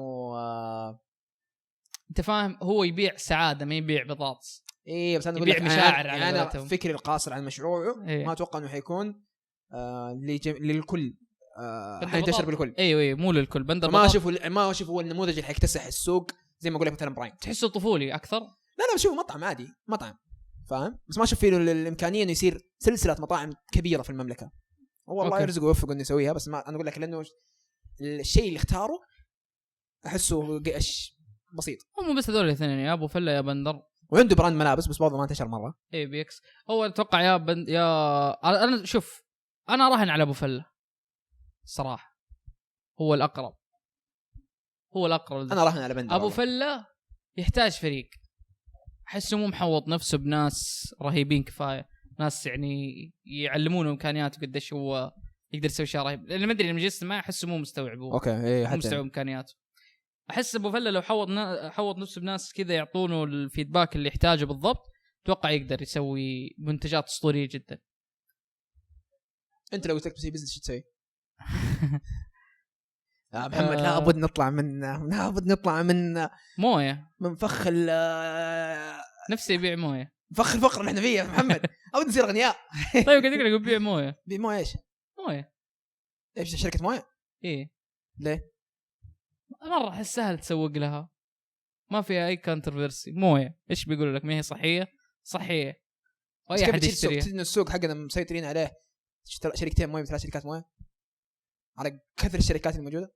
اي عادي ما في شيء ما عليه منافسين يعني. لا اقول لك استحواذ يعني الناس تتوجه ل ثلاث شركتين مويه وهي اللي ماكله حصه السوق. ايه دخل مويتنا الجديده مويه نسميها مويه كثير. لا طول عمره نسميها مويه كثير. ها مويه لا تدخلني معك مشروعنا ريال ماني حاط فيه. انسى من الان ماني مستثمر. لا والله جد تبغى جد والله جد. اي جد والله لو قلت لك الحين بعطيك والله ايس تي لو قلت لك بعطيك مليون ريال يا عمي وفرها مليون ما يعتبر راس مال ترى. طيب اسوي منتج او خليه وورلد وايد يعني. لا بس يعطيك مليون ريال عندك مشروع تسوي ايش بتسوي؟ طبعا هل اروج له باسمي يعني كميكس ولا يعني تقدر تستعمل تستعمل الفرص اللي عندك. شوف شيء نفسي فيه ولا شيء اتوقع انه بينجح فاهم قصدي؟ شيء تتوقع انه حيخليك تدخل فلوس. والله سألت الرجل الخطأ. ما عندي خبرة عن السوق. هذه ترى سؤالي في الدوام والله. والله شوف انا اقول لك اللي نفسي فيه ايس تي. والله في ايس تي ذقته لذيذ مرة بر. ايوه والله هذا ارسلنا لهم كمان يا اخوان ارسلنا لهم قلنا ايس تي اسمه بر ايس تي برتي. ايه برتي وارسلنا لهم ايميل تكفون احنا والله لذيذ جدا نبغاكم نسوي سبونسر ترسلوا لنا. انا اقول لكم ايس تي بالخوخ بس في غازات سباركلينج. ايه لذيذ مرة اسطوري لذيذ مرة. يمكن هو اكثر مشروب بارد احبه ومره ما هو موجود ما حد يشربه. دوب خلص الكرتون حقي انا فهمت. ايه حد زي كذا اروح اطلب اطلب كل يطلب من دوب يجيب لي كرتون. يس فاتوقع هذا المشروب ممكن ينجح كمشروب يعني اللي يجربه راح يرجع يشتريه من جديد. اتوقع سعره وطعمه مناسبين كفايه وانا مره احبه شخصيا.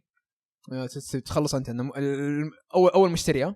ايه اتوقع ايه بس هذا محل. طيب تفتح محل؟ لا بس تفتح مصنع. انا ليش قلت لانه هذا تستورد ما ادري يا عمي تسوي الدوام حقك قلت سوالف بزنس حط ايه تستورد فرانشايز فان اوكي لانه هذا المنتج مره لذيذ واحس ما حد يذوقه ما حد قاعد يتذوق مو موجود كل بقايا نهائيا. ايه فهمت قصدي. إيه. فاحس لو انتشر اكثر سهل مره التسويق له بس وما في منافسين. كم سعره 3 ريال 3 ريال ايه 3 ريال ايه وما له منافسين نهائيا. والله ارجل من ايس تي ليبتون مليون مره بكثير. فهمت قصدي. إيه مليون مره. شفت ليش اقول لك ما في منافسين لذي الدرجه يعني ليبتون ولا شيء اصلا ما في شركات الايس تي الا ليبتون. يس صح ايه ما في البقايا ما في الايس تي ليبتون. صح ايه ما في. خلاص مليون ايش مليون ريال نسيت.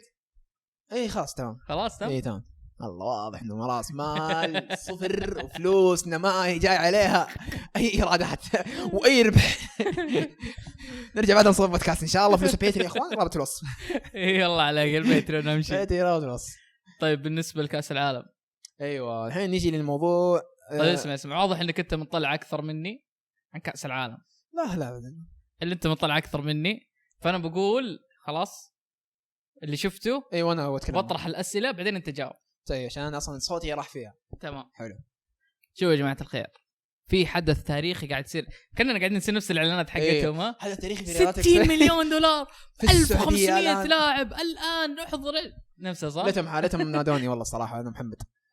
اصلا اول شيء اللي عنده تذاكر اوفر واتش يا اخوانا بشتريها يا رجاء نبغى نحضر اوفر واتش. نحضر اوفر واتش في الرياض. اللي عنده تذاكر اوفر واتش للبيع ونعلق عادي معلقين. ايوه مستعد ادفع فيها مليون ريال. هذا راس المال حقنا. ايوه ماني مستعد ادفع يا اخوان. اللي عنده تواصل معي والله يدفعونك يسمونك مليونير الحين. يلا المهم هذا حدث تاريخي صار. حلو. الظاهر واكد لي كلامي الاول من نوعه. صحيح. اول كأس عالم لحاجه اسمها رياضات الكترونيه. صحيح. دخلنا الان فئه جديده في الرياضات الالكترونيه لمده شهرين تقريبا. عندك 30 فريق يتنافسون في 20 لعبه او 21 لعبه مختلفه والفريق اللي يحصل اكثر عدد نقاط يحصل الكأس. تن. طبعا لكل بطوله نفسها فيها فلوس كمان. كل بطوله ايه. واتوقع في حاجه اسمها بلاير باونتي لكل لاعب. الظاهر الام في بي الظاهر له مبلغ مالي او شيء زي كذا. ولكل بطوله نهائي اصلا لها فلوس صغير كمان. هي 60 مليون 40 مليون للجوائز 20 مليون للمراكز. يعني فهمت قصدي؟ لا يعني فهمت لا اي 20 مليون للجوائز يعني اللي جاب المركز الاول ياخذ هذا في الالعاب نفسها. طبعا لكن كل اللي شارك ياخذ فلوس. اي اكيد. لكن ال 20 مليون الاخيره هي للمراتب الاولى. مين جمع نقاط اكثر في الالعاب هنا وهنا وهنا. هذه لهم 20 مليون تتوزع. سؤالي قول. سؤالي هل ال30 فريق الان مشاركين في ال20 لعبه كلها؟ لا. طب هذه فيها ادفانتج لبعض الفرق ولا؟ ايه ترى انت لازم تعرف انه في فرق جايه دعوه. فاهم؟ انا معك بس المفروض يكون في كفاءه اكثر. نحتاج يعني مثلا انت عندك 30 فريق و20 لعبه. في واحد من الفرق هذه مشارك في ال20 لعبه كلها. في واحد من الفرق هذه مشارك مثلا في لعبتين. طبيعي اللي ابو لعبتين في الغالب ما راح ياخذ المركز الاول. طيب فهمت قصدي؟ هو بطريقته هو. فهمت؟ انا معك بس هنا تيجي موضوع التأسيس. في فرق مؤسسه نفسها كويس. مليون في فرق مؤسسه نفسها كويس. عشان اقول لك ايش بس عشان تصير البطوله رهيبه يفضل ان تكون ال30 فريق كلها عندها نفس التكافؤ. تتفق؟ كيف تتفق؟ مو مره اتفق. لانه الفرق هذا اللي نحتاجه تأسيس كبير. إيه؟ لانه الفرق مو كلها عندها فريق في كل الالعاب. شوف احنا ما انا ما اتكلم الان. انا فاهم. انا ما اتكلم الان عن حاله الفرق. انا اتكلم عن حاله البطوله. انا اتكلم عن المفروض يعني انت قصدك البطوله المفترض كمتابع. انا كمتابع. أيوه. كمتابع دخل جديد توقعي اني اشوف هذا فريق كل البطولات. ايوه فهمت. عشان ايش؟ يزيد الاثاره والحماس اكثر. لكن لما تشوف فريق مشارك في عدد العاب اكثر من الباقين في الارجح مو ضروري. في الارجح انه هو اللي بياخذ الكأس حق النقاط قصدك. حق النقاط. ايه فهذا نوعا ما يقتل المنافسه شوي. ايوه اوكي هذا شوي. بس انت ايش كاس العالم يعني اعلن عنه من زمان لازم تعرف اول شيء انه شيء تاريخي جدا. لانه اصلا الرياضات السبورت ما تطلع فلوس ترى للفرق. صح. فاهم؟ يعني الفرق اغلبها ترى رايحه على خساره. الفرق اللي برا أيه. يعني اغلبهم يعني تكلمنا عن ذا الشيء. ايه تكلمنا عنه انه الفرق اصلا على كبرها وعلى حجمها ما في الا كم فريق اللي قاعد يطلع فعلا فلوس. باقيين ترى ماشيين على خساره. ف يجي جانب الاسبورت على جهتين. والكاس العالم الجانب الاول ان هي بطوله تقدم شيء استثنائي وتبي تستمر انها تكون هذا الشيء ان السنين الجايه على اكثر من سنه. لانه كاس العالم اللي فعلا هي البطوله تسوي كل شيء. الجانب الثاني تروح للاجانب اللي هم حيجوا كل بطوله. فاهم اللي إيه؟ اللي انقسم من يوم بدا هذا صار فيه هجوم لاي احد يقول انه حيشارك في البطوله. ايه فهمت؟ صار في فرق ما صار تيجي. انت اهبل ما تبغى تشارك. مجنون انت. ما لا في فرق فعلا ما جات غبيه. يس. فصار في بتخضع في المستقبل. اغلب الكفاءات اللي هي حقين مثلا المعلقين اللاعبين اللي في لاعبين كثير يعني ومعلقين ومحللين كلهم رفضوا انهم يجوا. وما صار بس انهم رافضين، لا صار هجوم على اي احد يقول انا رايح. ايه فاهم، انا رايح البطوله هذه. فهذا نجيك الجانب التويتر قبل ما اخش البطوله. ف في المعلقين يقول لك مثلا انا رايح ترى، بس اني حاعطي جزء من فلوسي للجمعيات الخيريه. تمام اوكي. إيه. في واحد ضحكني مره، تيم ليكويد الظاهر هم اللي قالوا بنجي بحب بناتي فلوسنا لهذا. لا قالوا بنجي بلبس وجاي يقول لك نجي بلبس حق الجي بي تي. يس سووا ولا ما سووا؟ ما شفته. الله يدعسون. ما شفته انا. فاهم كل الناس طلع يس انتصار. ما حد مهتم هذا انتصار انا ما حد مهتم. في واحد ضحكني اسمه تريفر، اسمه هذا كويك شوت. هذا كان شغال في ليج اوف ليجندز حق اوروبا. طيب من المؤسسين يعني، واحد مره مشهور، معلق. قبل كم سنه السعوديه كانت تحاول تستحوذ على البطوله هذه، وطلع هو ورفض. تكلمنا عن السالفه دي برضه، تكلمنا عن السالفه هذه ورفض نفسه. مستحيل. السنه هذه هو انطرد من الليج. طلعت له قال شيء عنصري ضد الالمان وانطرد، وساقت به الدنيا وجاء الحين يعني. اما جاء والله المفروض ينطرد ذا بالضبط. انا هذا انقهرت مره والله، المفروض ينطرد، اخذ الفلوس وجاء الحين. هو ترى هو المين كاستر يعني، المين اللي يحاول اكثر واحد. ما يستحي نهائيا، ما يستحي، يا ريت ما جاء. فالمهم هذا تجيك الجانب هذا انه صار عشان زي كذا نقول لك كلهم بيخضعون في النهايه. انت هتخضع كلهم. ما راح نيجي سنه سنتين 3 سنوات. واضح انه خطه السعوديه انها تبغى تطول، يعني تبغى كاس العالم ما يكون بس فئه، تبغى للسنين الجايه 3 4 5 سنوات. فراح يخضعون، لازم بيشوفون الفلوس اللي قاعد تصرف، بتنقذ كلانات، بتنقذ فرقكم الخايسه ذي، بتيجي غصبا عنك 100%. بعدين هذه البطوله شو هذه اول سنه انا عندي ملاحظات على البطوله. هي اول شيء اسطوريه يعني، من ناحيه التنظيم، من ناحيه الاشياء هذه قاعد تصير مره فنانه. فاهم؟ وصح ما في كل هذا مشاركين، وتحس انت كواحد متابع للبطولات مره، مثل بطولات لول. يعني متابع بطولات لول تحسها كذا يعني كانك تقول كاس السوبر يعني. اوكي حلو، بس ما اعطي مره قيمه فعليه للمنافسه، لانه حتى طريقه الجدول هذا ما هي مره تنافسيه. فاهم يعني؟ ما هي مره نظام اقصائيات. لا جابوا اشهر الفرق ضد بعض، اللي مين تبغى تشوف مين ضد مين، يلا حط لك هذا ضد هذا. فالبطوله يعني شفت ارقام انا مثلا بطوله ليج اوف ليجندز ارقام ممتازه، لان هي اول شيء قاعد يبدا الحين كارقام فيورز حلوه، قاعد تجيب فيورز. بس مع السنين الجايه لابد انه ايش يحسن الموضوع انه فعلا تصير بطوله انت يا فريق حتستعد لها عشان تخش. فهمت؟ تعملها زي اي بطوله ثانيه. هم كاتبين في الموقع انه اي فريق من 30 فرق هذه المشاركه ما هو مستعد، راح نموله بمبلغ مكون من 6 ارقام حتى يستعد. يعني فاهم كيف؟ انت كمشارك في البطوله هذه احنا راح نعطيك مبلغ وقدره عشان تجيب لاعبين وتكون مستعد اكثر. فكميه الضخ المالي اللي قاعد يصير البطوله هذه ما هي طبيعيه نهائيا. بالضبط. ما هي طبيعيه نهائيا. عشان زي كذا اقول لك متاكد 100% كل المعارضين كلهم راح يخضعوا. لانه يا اخي تتوقع الحين جيف كيلي في الجيم واردز نهايه السنه حق افضل معرض او افضل تورنمنت بيفوز كاس العالم؟ لابد يفوز كاس العالم، لازم شيء مره اسطوري. حتفوز ووردز زي كل سنه حق ليج مات المفروض مستحيل كاس العالم. مستحيل. الحين ما يحطوا اصلا في الترشيحات، ما يحطوا اصلا. انا اتوقع نهايه الموضوع، اتوقع السنه الجايه حتشوف حفل جوائز في كل عندنا وابو ريفيوز. ابو ريفيوز والنيوكلير برودكشن نجح. حنحاول ابو ريفيوز، حنحاول يعني نطلع لك مكانك شكل كويس. خلاص تنافس جيف كيلي يلا. لا انا الصراحه ما افضل يكون جيف كيلي، افضل يكون شو حقنا الخاص. ما ابغى فاهم يعني شيء، وخصوصا انه خلاص ان احنا صرنا واجهه الفيديو جيمز، واجهه الاي سبورت. ما فكره الاستيراد ما اشوف فكره ذكيه، لانه احنا قاعدين نبدا الاشياء، ما احنا قاعدين نستورد. خصوصا كاس العالم احنا اللي بدانا ذا الشيء. هم هذا الذكي فيهم ذكاء، انهم لقوا شيء فارغ.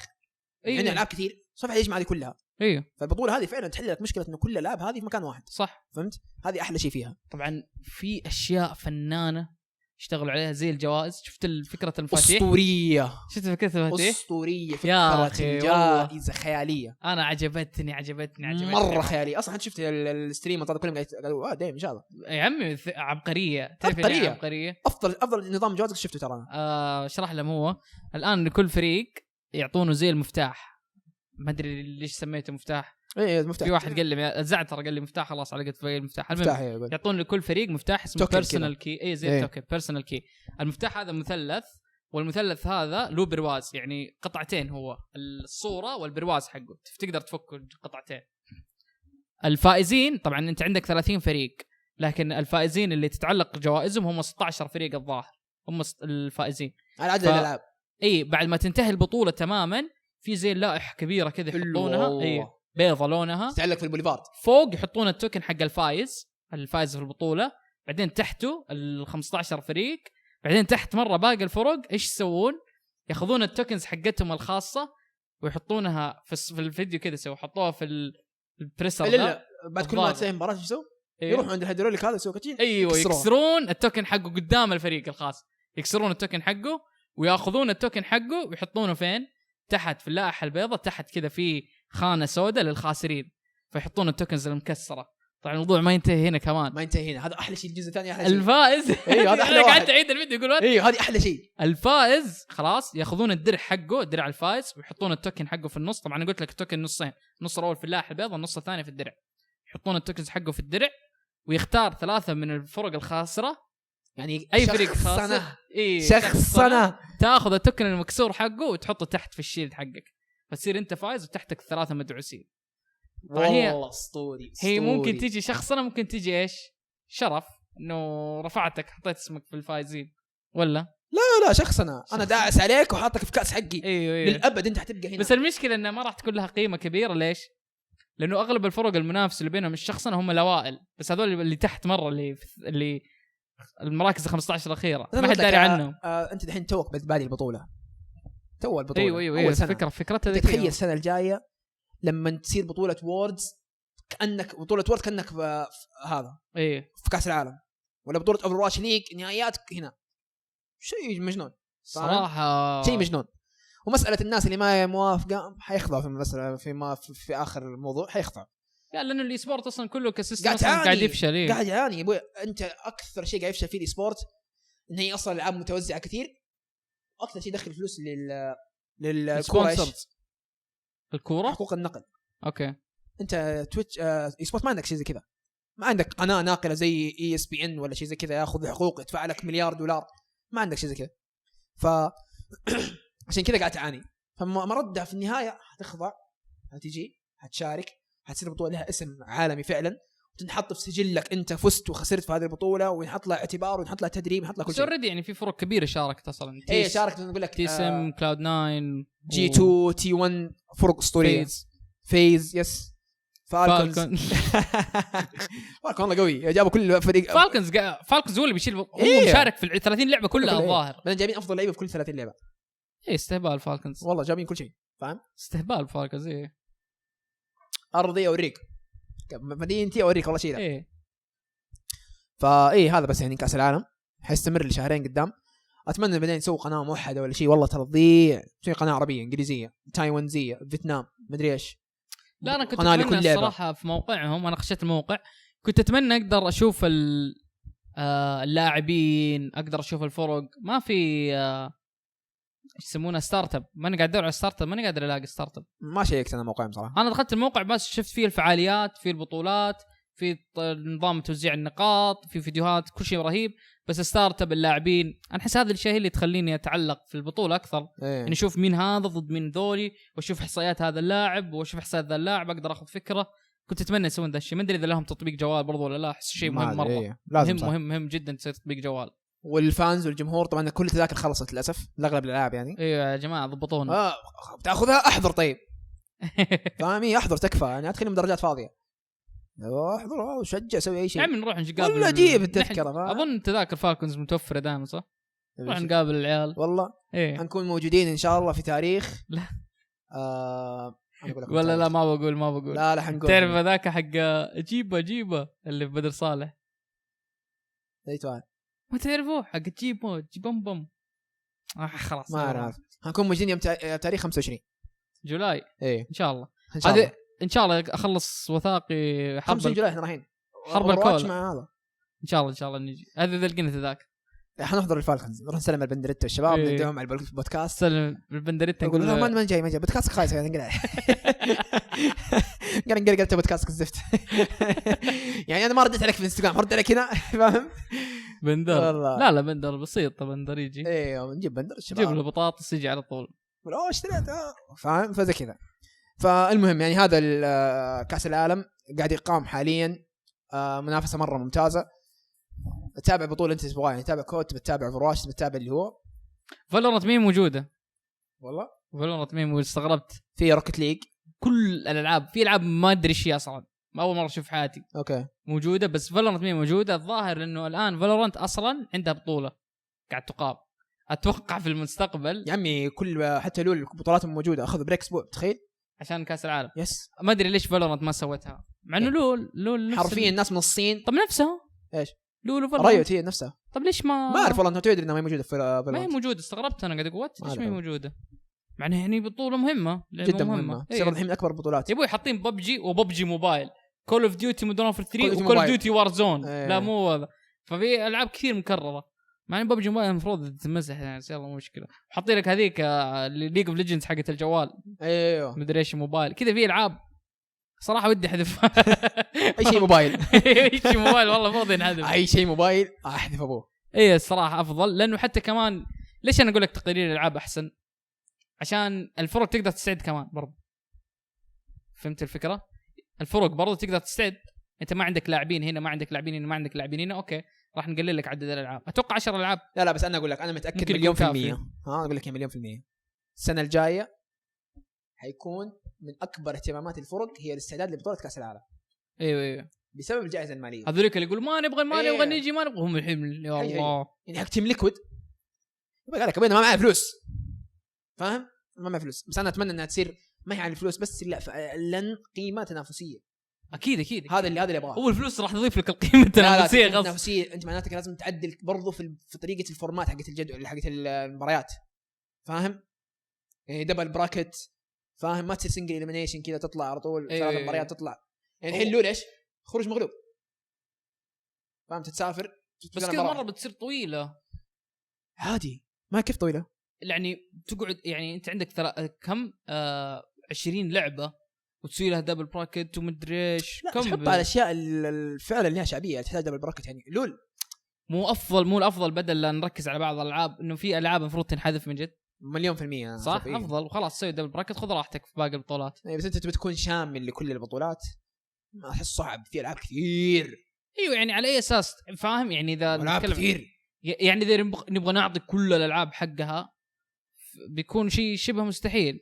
فعلى اي اساس اصلا نحط هنا هذا اللعبه ولا يعني هارتستون ما هي موجوده مثلا فالورانت ما هي موجوده في العاب اي سبورت كثير. هارتستون اصلا اي سبورت ما قد شفت صراحه هارتستون سبورت الا كان يلعبها ذاك ديسكاس توست كان يلعب اي سبورت اي كان يلعبها بطولات اي اوكي. ففي العاب كثير زي كذا اشوف انها اولى مثلا يعني في لعبه اسمها مدري ايش فاير والله نسيت حتى اسم امها مدري ايش كينجز فاير اوف ذا كينجز مدري ايش اوف ذا كينجز هيرو اوف ذا كينجز والله ناس من اول مره اشوفها في حياتي كلها مدري شيء حتى في ما شفتها ولا لما سالت عليها قالوا لي والله اسحب على ذي كنا ببجي موبايل مدري اي حق مشهوره في اسيا ولا شيء اي فخلاص شوف الافضل تنحذف خلاص لا حد شوف ما حد شوف احد يحضرها اصلا شيء كذا اي ما حد يهتم هذه لما نشوف بطولات مو فاضي اي ما حد يهتم بس يعني اول نسخه انا اشوفها بدايه موفقه جدا يس باذن الله نكون مشاركين في النسخه الجايه ان شاء الله معلقين موجودين باذن الله معلق محلل من هنا فاهم والله 12 ساعه كثير بس قادرين عليه ان شاء الله اي قاعدين بالعكس احلل لك مع مهرج موجود امور نظيفه فاهم الشاي امشي الدله الحمراء نفس الدله الحمراء نجيبها في نص البودكاست في نص المباراه كاسب بالله اي والله وابد تحتاج اقتراحاتي تحسيناتي انا موجود ان شاء الله. لو تعلق عليه لعبه اوفرواتش طبعا اوفرواتش جيم خفيفه لول ما اعرف عنها ولا يعني شيء انا افهم مره في اوفرواتش ولول ما اقول لك اني افهم في العاب ثانيه كاونتر ابغى العب كاونتر انا بس انا قصدي تحليل فعلا يضيف لك قيمه فاهم ترى نقدر اشارك لاعب برضو لاعب ايه راح بليز مان. ترى مشكلتي انا مشكلتي اني انوع بين الالعاب.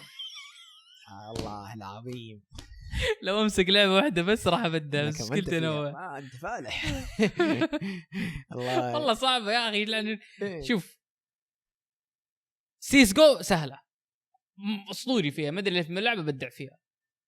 فالورنت بليتيات غثاء بليتيات طاع فلاشات فجاه يجيني كم طاع يفلشني فجاه واحد يرمي لي فلاش يلتف طاع خلاص. وسموك والله غثاء 90 مليون سموك غثاء. فالورنت غثاء. اوفر واتش لا تدخلني مع العيال تكفى والله خلاص صدع من قوه الصياح. لو تيم كويس ممكن ايه. بس هذا تقييمي للعبه. خليك على الرينج. حتى الرينج ما بلحنا فيها. شفت راكان مسفل في ايش صارت حق راكان ذي يا اخي؟ انا اقول لك راكان البطل اول مره يطلع في حاجه كونتروفيرسي. راكان ما حقون الدن رينج شادينا. انا اقول لك الحين في العاب السولز مشهور عنها ان العاب صعبه. دائما الناس تتكلم عن العاب السولز. انت قلت لي الدن رينج سهله. ايوه بس الحين اشرح لك. قول لي. هي دائما الالعاب صعبه. صعبه. انا جربت بلاد بورن، خلصت بلاد بورن الصراحه ما اشوفها صعبه. هو بوس واحد بس عذبني، ممكن اثنين اللي عذبوني مره، لكن هي ما هي صعبه.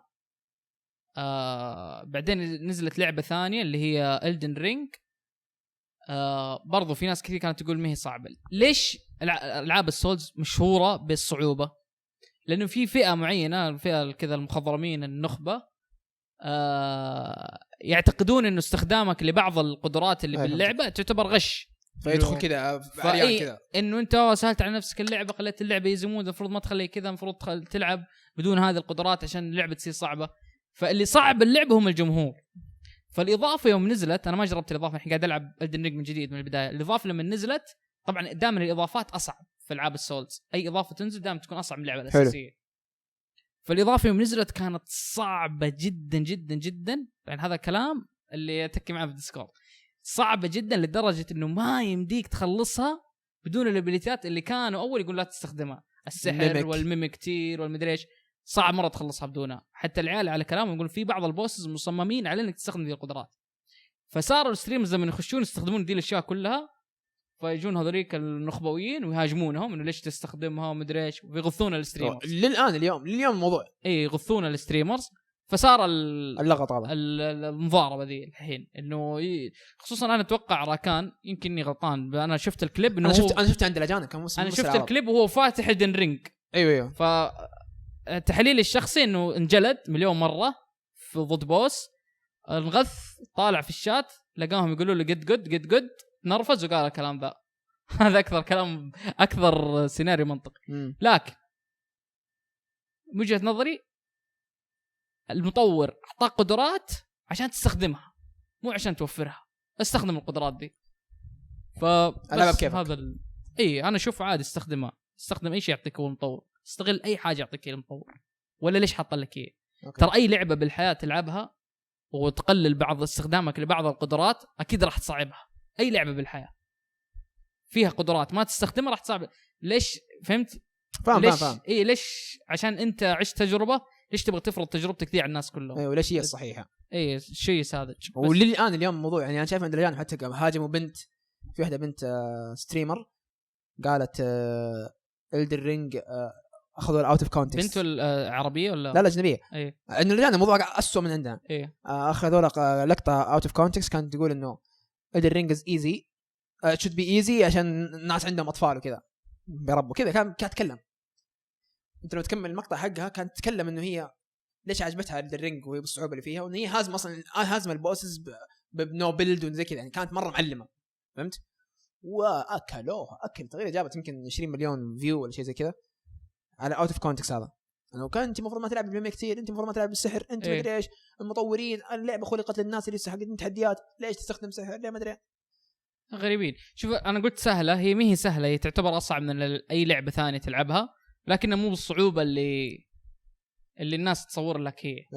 ما هي مستحيله، انها مستحيله. فهمت؟ 500 موت كذا. ايوه يعني خصوصا لعبه بلاد بورن. البلاد بورن في حاجه اسمها الباري، طبعا يسموني يقول لك الباري، هم اللي لقبوني انا ما ادري. حلو خلاص. الباري هو يكون معاك مسدس، الوحش قبل لا يضربك تقدر تطلق عليه بسرعه قبل لا يضربك، فيم تطلق عليه اللي يصير له ستان، فلما تصير له ستان تقدر تطعنه وتاخذ دمج مره كبير منه. تمام. يوم كنت انا ابث كنت اتدرب على الباري واحترفت بشكل كبير الباري، صرت فنان فيه مره، فصار اغلب البوسز اقدر اهزمهم بسهوله كبيره جدا. فاقدر اشوف انه في ناس في الشات متضايقين اني هزمت البوسز بسرعه بنفس الطريقه، لان هم ما لعبوا بالباري، لعبوا سكيل ايشو يعني، فهمت؟ ايوه، فيتضايقون مني مره وانه يا الله اوفر ليفلد ومدري. شفت تعليقات زي كذا كثير وتغث مرات. تغث ليش؟ لانك تكون منفعل في لحظه بعدين تقرا كومنت ويبعص جوك مره كذا، يبعص جوك بشكل يغث مره، خصوصا كمان لما نموت من بوس ونغث طالع في الشات ولاقيهم كاتبين قد جود ولا سكيل ايشوز الفاشل تنغث والله، تنغث مره. عشان ما تبث الحين من قد تعيدها. لا انا قاعد ارجع العب اللعبه عشان بلعب الاضافه عشان ابثها تستاهل.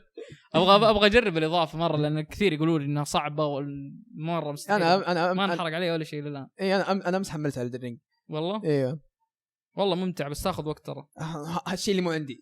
ايه ممتع مره مستحيل بس تاخذ وقت، بس ممتع. يعني كم اسبوع؟ مو الالعاب ما يحسبونها بالساعات، اعتقد يمديك تخلصها ب 100 ساعه. 100 ساعه اذا تبغى تفلها وتستكشف العالم وزي كذا 100 ساعه الى 150 ساعه مناسب. ترى مره تعتبر مده طويله ادري والله مره طويله يعني. هذه نير ريبليكانت مع اوتوماتا مع كل شيء، مع الاضافات الحقيقيه ما توصل 100 ساعه، مع البلاتينيوم ما توصل 100 ساعه كمان. ايه مع الاتشيفمنت مع كله. ايه انا اطول لعبه ختمتها كانت بيرسونا 5 100 ساعه بالضبط، 99 ساعه. إلدن رينج تختيمتي الاولى 117 ساعه، فشوف الفرق. ردد ما كانت اطول من لا تخسي والله. ايه 40 ساعه ردد. اوكي بس هذا موضوع إلدن رينج. على سالفه الالعاب كاس العالم كمان. ايوه تتكلم عن كاس العالم كمان. لا خلص على سالفه إلدن رينج. طلع الريميك جديد حق ميتل جير، بس ابغى اسفل بسرعه. ما عجبني الريميك نهائيا. انا اقول لك سالفه ليش ما عجبني. الحين الشركات كلها قاعده تتوجه لنظام انها تسوي ريميك للالعاب. سوتها فاينل فانسي ونجحت نجاح كبير، سوتها كابكوم على ريزنت ايفل نجاح كبير، في سايلنت هيل. ايوه، فكل شركه قاعده تسوي ريميكات قاعده تنجح، قاعده تاخذ عناوين كبيره تسوي ريميك ايزي ماني، يعني جارانتيد ماني.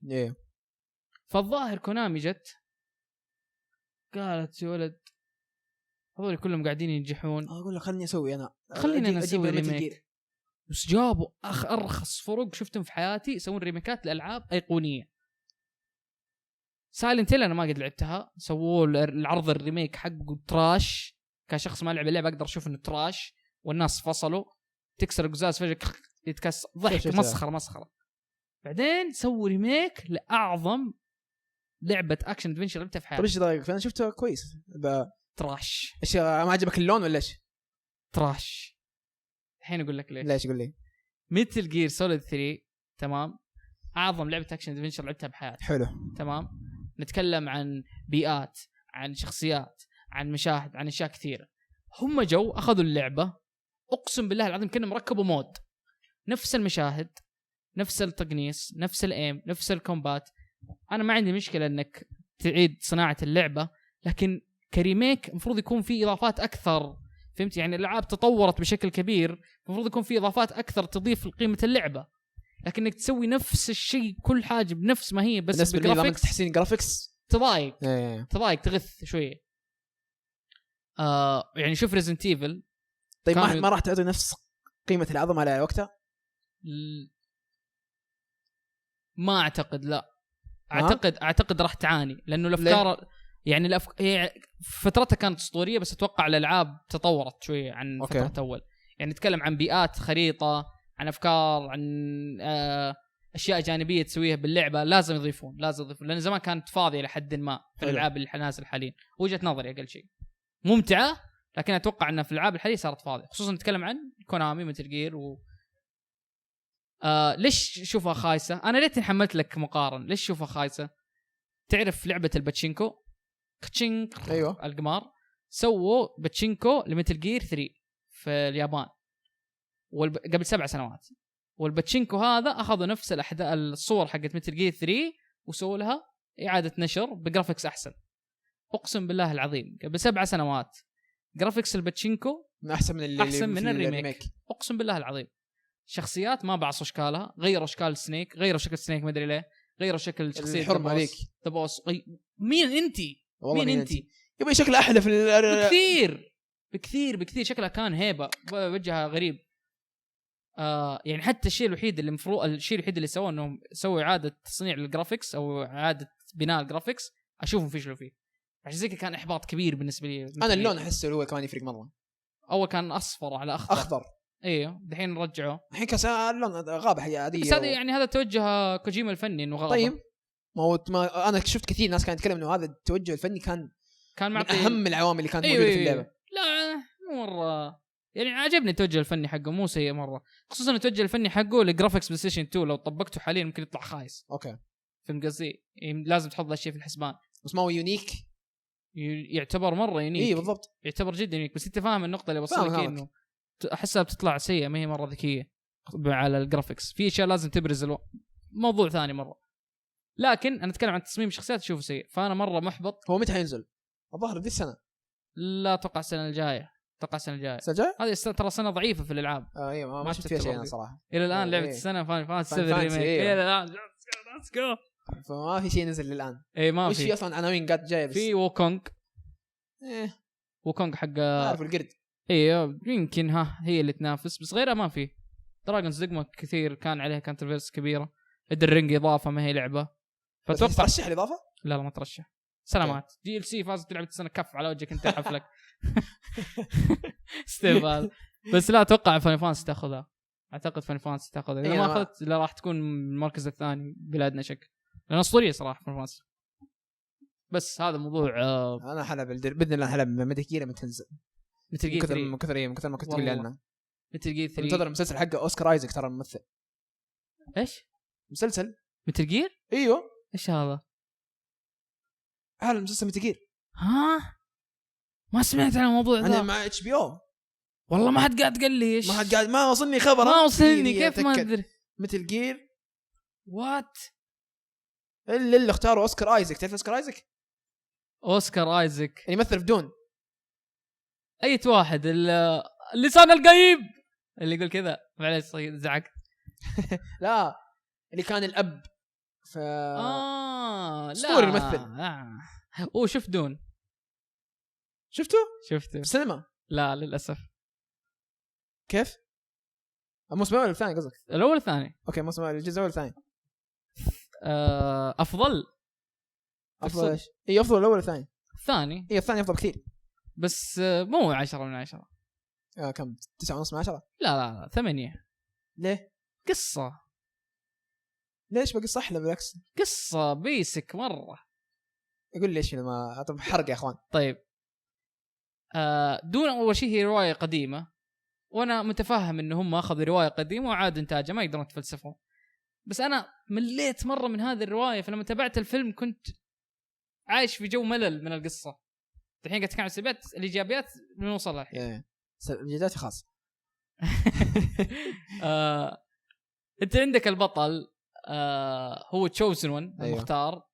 بعدين يتدرب، بعدين يوصل لمرحلة انه المختار، بعدين يثبت انه المختار.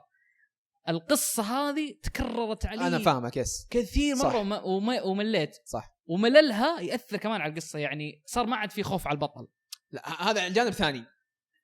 لا يعني انا ما عاد صار عندي الجانب الغموض وجانب التنشن.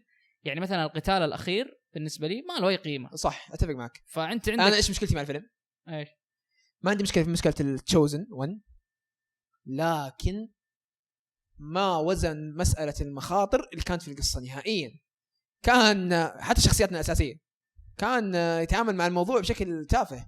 كلهم يطلعوا كذا عادي، خلاص هذا حينجو هذا حينجو هذا حينجو هذا حينجو. فهمت؟ ايه هذا أسوأ شيء كان في الفيلم. طبعا هذه نقطه ثانيه. انا اشوف الصراحه حاليا في الزمن الحالي دون المفروض يكون مسلسل. ليش؟ لما انت تاخذ روايه عميقه وكبيره زي كذا وتحولها ل3 أفلام، في تفاصيل كثير لازم تهملها، وبعض التفاصيل هذه تكون مهمه جدا لبناء القصه. حلو. يعني على سبيل المثال لما كنت اشوف دون ما حسيت كفايه، او ما حسيت الفيلم اعطاني احداث كفايه باني اتفهم مين هم الشمال ومين هم الجنوب، واهداف كل واحد فيهم، فاهم الشمال. انا هذا اتفق معك فيه في الجزء الاول. الجزء الثاني لا ما اشوف. الجزء الثاني يعني ايش سالفه الجنوب وليش المراء عندهم، ابغى تفاصيل اكثر عن طريقه تشوفها لانه هي الحين صار مسايا. لا بس من وقتها كنت ابغى اعرف، يعني من يوم البطل راح للجنوب ما حسيت بالخطوره هذيك الكبيره من انا الجنوب. قلت لك مساله خطوره اتفق معك تماما. اي يعني حتى لما ركب الدوده ولما يقاتل هذا ولما قاتل ذاك في الاخير، هذاك في الاخير أسوأ شيء عندي في الفيلم ايش كان؟ انت الفيلم اعطيه 10 طيب لان التجربه كل كانت خياليه. هو تجربه دون على كلام نائل لما قلت له مشاكل قال لي لانك تابعته في البيت يمينا دون هو فيلم سينمائي. انا للاسف ما قدرنا اتفق معه تماما. أسوأ شيء ما عجبني في دون الامبراطور جدا. باقي بوصل لك باقي. انا عندي مشكله مع الاشرار اللي صاروا في دون، جدا عندي مشكله معهم. بس انا اتوقع انه 3 أفلام، اتوقع لو مسلسل كان يقدر يسوي لك بناء اكثر. ما ادري هل هي الروايه كذا لا، بس انا عندي مشكله مع الاشرار. يعني دون عامل الشر يتخلص منه بأتفه شكل ممكن. إيه؟ هذا أسوأ شيء عندي منه. سواء اللي طلع في الفيلم اللي كان مره رهيب اللي هو الدب ذاك الامبراطور، لا الاصلع باتيستا. لا ايش الاصلع الثاني النحيف اللي ذبحه في النهايه. ايش كان اسمه الممثل؟ جيرارد باتلر. إيه؟ مره ما جاب بس اسمه كان ما اعرف المهم نسيت اسم الممثل. خرافي كان تمثيله مره ممتاز. لكن وكان وراك الوحشيه اللي هو فيه اللي ما كان يقتل هذا. بس خلاص كلنا عارفين انه البطل ما توقعت يموت ترى نفس الفيلم. الا انا كنت عارف والله ما توقعت. انا كنت عارف عشان زي كذا اقول لك قهرت يعني. مساله استخراج الابطال مره صفر. بعدين الامبراطور قاعد تبنيه من اول الجزء الاول. ايوه والله مات كذا طلع واحد تافه. ايه تافه بمعنى كلمه تافه. ايه كذا مات سريع مره. فانا هذا اكثر شيء ضايقني من الفيلم. وزندية لا بالعكس زندية ما احب تمثيلها. ما تخرب كل فيلم. تخرب كل فيلم. كويسه اقسم بالله. خلاص تروح سبايدر مان تخرب عليه. تروح شوف انا ما احب هذا اسمه ماثيو. اسم البطل حق دون ممثل ايش كان اسمه؟ ماثيو اظن. مره مو ماثيو ما ادري. المهم انا ما احبه. انا ما احبه لكنه مره بدع في دون. تيموثي ماثيو ما احبه بس مره بدع في دون. اتفق. زندية ما احبها ومره ما يعني قل لي دور واحد كان اسطوري لها. لا ما هي افضل. لا بدون ولا ايش؟ في دون. لا بدون كانت اداء كويس. ايش سوى يعني؟ قل لي دور كذا برز. وش دور؟ لا ما اقول لك انها افضل ممثل. كانت انا افضل حتى مثل. شخصيتها كريهه. لا افضل واحد كان مثل في دون كان مرتبهم هذاك لسان الغيب. إيه الام جيسيكا ألبا. إيه خرافيه كانت. بعدين ايش المشروب هذا اللي يشربونه يصيرون حكماء يا ابني؟ قال لك هذا شيء استخرج من الدوده. شوف لي بس ايش هو يعني بالضبط؟ يعني ليش يعطيك ترى ما تفاصيل الفيلم بس عشان زي كذا اتوقع انهم شرحوها بالروايه. عشان جزء مرتين. انا اتوقع شرحوها بالروايه بس ما شرحوها. ما في وقت نشرحها بالفيلم. الظاهر انه مشروب الحياه عشان هو يموتك ويرجعك. هو يموت ناس ويعطي ناس معلومات. فاهم بس كان ابغاهم يتكلمون اكثر عنه. بيتكلم اكثر عن الدود. في اشياء كثير كذا اهميه البهارات هذه اللي يستخرجونها. لا قالوا هذا في الجزء الاول. انا شفت الاول كذا بس ما حسيت بالاهميه ذيك عن الكوكب ككل. لكن نتكلم عن الايجابيات. والله احد اعظم الاخراجات اللي بتشوفها. مره شيء اسطوري. صح. ايه يعني عظيم. يعني هو المخرج ودي صراحه يمسك شيء غير دون. طب عنده لا يعني في المستقبل ابى اشوف اشياء بهذا العظمه الكبيره غير دون. انا ما قد شفت له. انا مخرج المفضل هذا بالله اقسم بالله. الله اسطوره. افضل مخرج عندي ديني فيلنوف. عنده ايش عنده افلام قد شفتها انا؟ بليد رانر. السينماتوجراف في بليد رانر بدأ في السينماتوجراف. وعنده سيكاريو. وعنده بريزنرز حقه. لا فنان. عنده انسندايز. انسندايز عرفته؟ ما تابعته بس اللي جسك دائما يقول لي افضل فيلم عندي بشكل مجنون. اوكي راح اشوف انسندايز خلاص. وعنده ايش كمان؟ بيزعل لي يقول لي ليش تابعت لا مخرج لا تشوبه شائبه. طيب كل فيلم يقول لك انا افضل من الثاني. بس احس دون التوب تير حق ولا بليد رانر. انا بالنسبه لي الصراحه يعني انا بليد رانر افضل من دون عندي. انت ما تابعت بليد رانر لازم تشوف بليد رانر. انا شفت اللي قبله بس ما شفت 2000 لازم تشوف. ما شفته. لازم تشوف ضروري. هو الفيلم الوحيد اللي ما شفته من عنده. حرام عليك. انا بالنسبه لي هو افضل الفيلم الوحيد من دون. بس رهيب الفيلم رهيب. بس ما راح اكذب عليك 10 من 10 اللي شفتها بكثره. والله انا شفت ايجابيات. انا اقول لك صراحه انا شو قلت لك اتفهم لما تعطيه 8 بس كشخص شافه في السينما اي ايجابيات طلعت شفتها هناك تتغطى على السلبيات. يعني كتجربه انا قلت هذا ايش يعني. الموسم الاول الجزء الاول انا طلعت ترى قلت ما هو 10 الجزء الاول لانه مو فيلم. ايوه ناقص كان فاهم يعني حرفيا اللي كانه حلقه. اي مره وقف كذا في النص. اي انت فاهم ليش انا اقول لك المفروض دون ما يصير. لا عشان كذا ادري كان الناس يتناقشوا معي يقول لي لا طب هو في جزء ثاني وما يهمني. ايوه ما اعطاني تجربه كامله. طيب قصدي اي بالضبط. عشان زي كذا اقول لك افلام التريولوجي فكره التريولوجي المفروض خلاص تنقرض. ليش يا محمد؟ لان هي يوم بدات ما كان في نظام مسلسلات، ما كان في نظام منصات، ما كان في دعم على المنصات. هذا شيء جديد دوب صار مع جيم اوف ثرونز. فالمفروض افكار التريولوجي افلام التريولوجي تنقرض وكلها تتحول لمسلسلات. يعني عندك حتى هاري بوتر، عن هاري بوتر كل فيلم ينزل ترى 3 اكت، لانه كل فيلم ينزل اصلا ماخوذ من جي كي رولينج. جي كي رولينج كل كتاب تكتب يكون 3 اكت. مشكله تنحل المشكله، نهايه المشكله، ويكون في دف بسيط للقصه الكامل حق فولدمورت ما فولدمورت. بس زي مسلسلات دون ومدري ايش. افكار التريولوجي مربحه تجاريا ولكنها كتابيا تضطر انك تختصر اشياء كثير. انا متاكد لو قريت روايه دون راح انصدم من كميه. هي شفت كتاب قد كذا. ايوه 3 افلام. فافضل دون يتحول لمسلسل، اعتقد بيعطيه قيمه اكبر، حتى قصصيا راح يعطيه قيمه اكبر. هاري بوتر الان ترى توجه لنظام مسلسلات الحين بس مسلسل. انا عارف اذا قد سمعت عن الموضوع ده. مسلسل. واعتقد المسلسل راح يعطي القصه حقه اكثر من الافلام بكثير.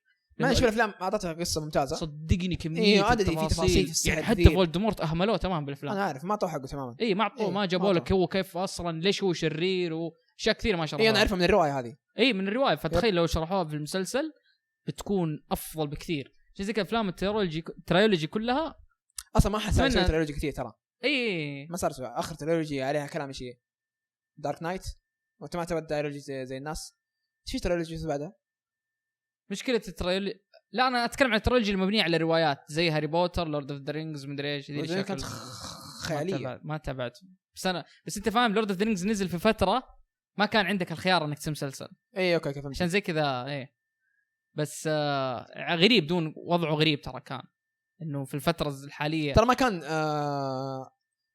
يعني عندك ويل اوف تايم، عندك دارك ماتر كلها مبنيه على روايات بس تحولت مسلسلات عشان تاخذ حقها. دون ترى ما كان في احتماليه انه يصير تريولوجي. كانوا يبغون فيلم واحد. لا كانوا قالوا له سوي فيلم على حسب تقبل الناس نشوف كيف فاهم. ففعلا نزل الفيلم الاول لاقى ايرادات مره كثير واستحسان مره كثير وعطوه جرين لايت. اقول لك جو هيد روح تريولوجي سوي مشروعك الثالث كمان لانه واثقين فيه. من هذاك جرب دينيس فيلنوف جرب كل شيء، خيال علمي، جريمه، غموض، حرب، جرب كل شيء. بس بليد رانر راح سواه تحفه فانتازيه. نفس السينماتوجرافر حق بليد رانر. لا مو نفسه. رجل ديكنز مو نفسه. لا ديكنز مو نفسه والله. ذا اسطوري مره. خيال رانر شيء عظيم والله السينماتوجرافي. بس متحمس صراحه بلقي النظر على المخرج لان الافلام اللي قلتها كلها رهيبه. افلام ما عنده ولا فيلم خايس. اتوقع بيكون ما عنده ولا فيلم خايس. وانا احب الخيال العلمي برضه. افلام مو كلها خيال علمي. عارف بس زي بليد رانر ودون خيال علمي اظن. بس عنده ارايفل كمان. ارايفل ما تابعت. خلاص حتابع لا حتابع. عنده كم فيلم ممتازه مره. سندايس حتابعه. سندايس تابع سندايس. حتابع بكره او ممكن حتى اليوم. الحين قاعد اتابع دارك ماتر ومستمتع انا برجع بخلصه كمان. تتكلم عن دبير ولا خلاص؟ قبل ايش باقي لي؟ اظن خلاص كذا خلصنا اغلب المواضيع. لازم والله ايش صار يعلق مساحه ولا ايش؟ لا كبر هذا من ايام الجامعه. طيب عندك سبيد. مايكروسوفت ايش؟ مايكروسوفت وستيم صارت لهم سالفه. طلعت اشاعه يعني عن الموضوع. اشاعه انه مايكروسوفت بتشتري ستيم بمبلغ 16.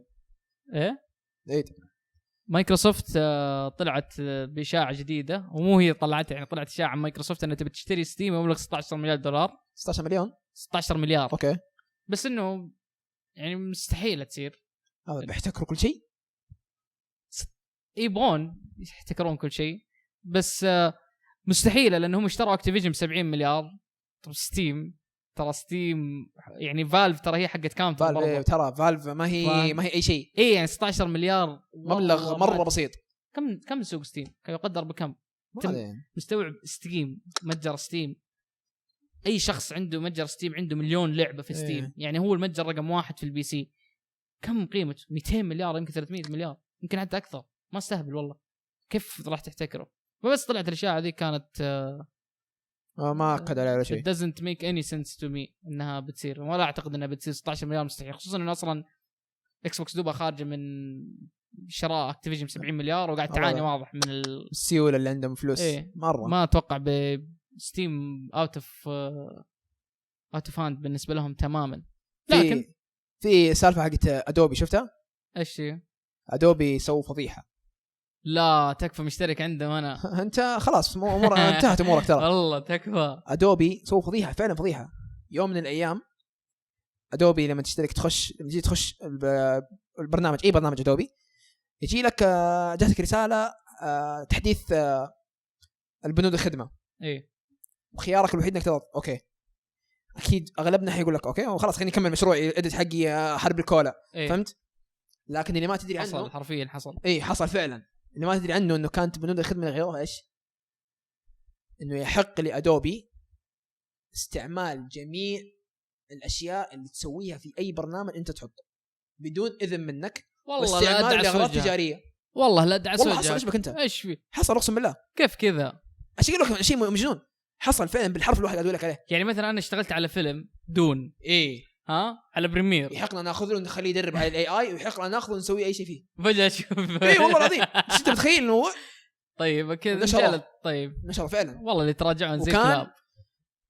وكان اجباري انك تضغط اوكي، يعني ما في خيار. يعني الحين شغلي واقف، عندي مشروع الان بسلمه، ما تقدر تتضارب. ما تقدر تتضارب، لازم اضغط اوكي واكمل. ايوه. فانتشر الموضوع مره في تويتر، صار كل الناس تتكلم، كل الناس لغت اشتراكات من ادوبي الا محمد، فاهم؟ وكل ما لغوا الاشتراكات وانتشرت والله خليهم يسرقون حرب الكولا يروجوا له، ما عندي مشكله. الله قدام يصير اسمهم ياخذوه. مو انه كريدت لك، فاهم؟ دقيقه ايوه استهبال. اي شيء تحطه في لا هم يمكن يستخدمونه كذكاء اصطناعي عادي، لكن حقوق حرب الكولا تصير حق ولا حقوق ياخذوا any use of anything you put on Adobe programs. لا اول شيء تدريب ذكاء صناعي، ثاني شيء الاستعمال اذا كان يبغون اي شيء. والله كذا مكتوب. طيب اوكي. راح الناس كل صناع المحتوى صار يتكلم عن الموضوع، انه ايش الجنون الابله اللي قاعد تقوله انت متخلف ولا ايش؟ وراح ادوبي من كثر ما كانوا مره انحشر الموضوع، انتشر تقريبا جابت يمكن 40 مليون شيء زي كذا. انتشر الموضوع، راح طلعوا ادوبي يتكلموا مره ثانيه وقالوا لا ترى انتم فهمتوا غلط. هاجموا الناس، انتم فاهمين غلط، احنا ما قصدنا كذا، قصدنا ترى ما حنستعمل اغراضك الا باذنك، وما حندربها في برامج اي اي. حطوا اسم برامج اي اي، يعني ترى هذا ما حندربه عليه، ما ادري باقي ندربه عليه ولا لا، ما حنقول لك. وفصلوا الناس زياده، يعني ايش قاعد تقول احنا اغبياء ولا احنا قاهرين الموضوع زي الناس؟ راحوا ادوبي جابوا محاميه تتكلم، طلعت في مقطع قالت انتوا ترى ما تفهموا كلمات المحامين. بالله كذا قال، والله كذا قالت، يعني some of you guys would not understand the lawyers talk مدري ايش. يعني انتوا اغبياء مره ثانيه قالت، لكن احنا قصدنا كذا كذا كذا كذا. بعدها ادوبي فصلوا في الفقره هذه انه ما حنستعمل مدري والناس برضو هاجموهم زياده. طب ليش الناس خاص ادوبي تراجعت؟ ليش الناس قاعد تهاجم؟ ما تراجعت الان، بس فصلت فقره فصلت بس تفصيلها يعني انه ما راح نسرقكم. تفصيلها انه ترى ما حناخذ اذنك، فاهم؟ خلاص حياخذ ايه ومدري ايه. الناس ما هي موافقه على هذا الموضوع يعني، وغير حقه الاي اي الان ما وضحوا على سالفه الاي اي. اوكي ابدا ما وضحوا عليه، الين في النهايه تراجعوا عن القرار هذا تماما. قالوا ترى ما حنصير نسوي هذا ابدا الا لو انت اخذت هذا ورفعته على الكلاود حقنا.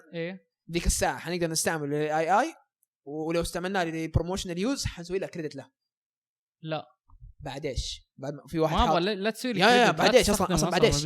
بعد ما واحد حط ما ادري موقع شو كان يجيب لك عدد الناس اللي كنسلت السبسكرايب من ادوبي.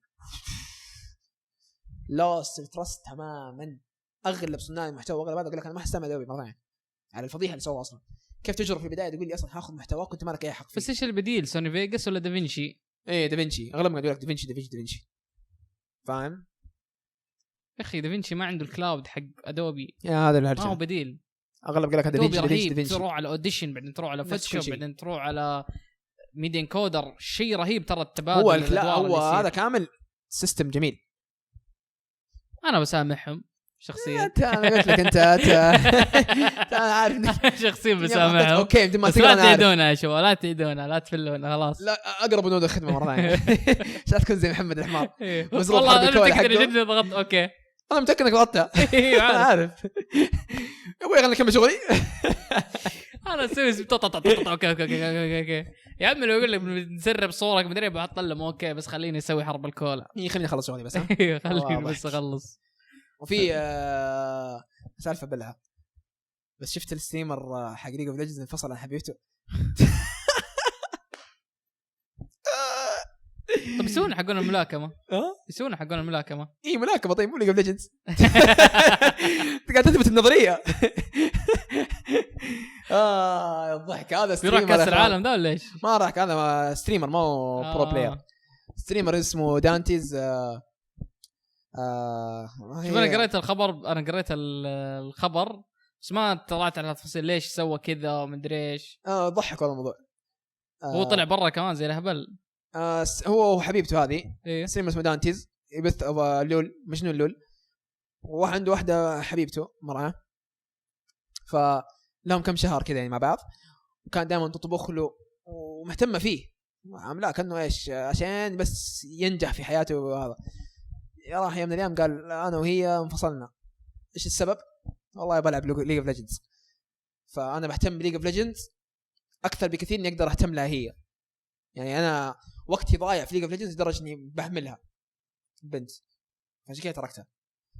فالناس مره انتشر استغير الضحك لانه البنت تعتبر كانها نسبيا حلوه فانت سايب هذا كله عشان ايش؟ تبغى تركز انك السولو كيو حقك واللي يعبى في اعلى مستوياتها. طب لو قال انا بسحب عليه عشان اركز على شغلي تحسه مبرر اكثر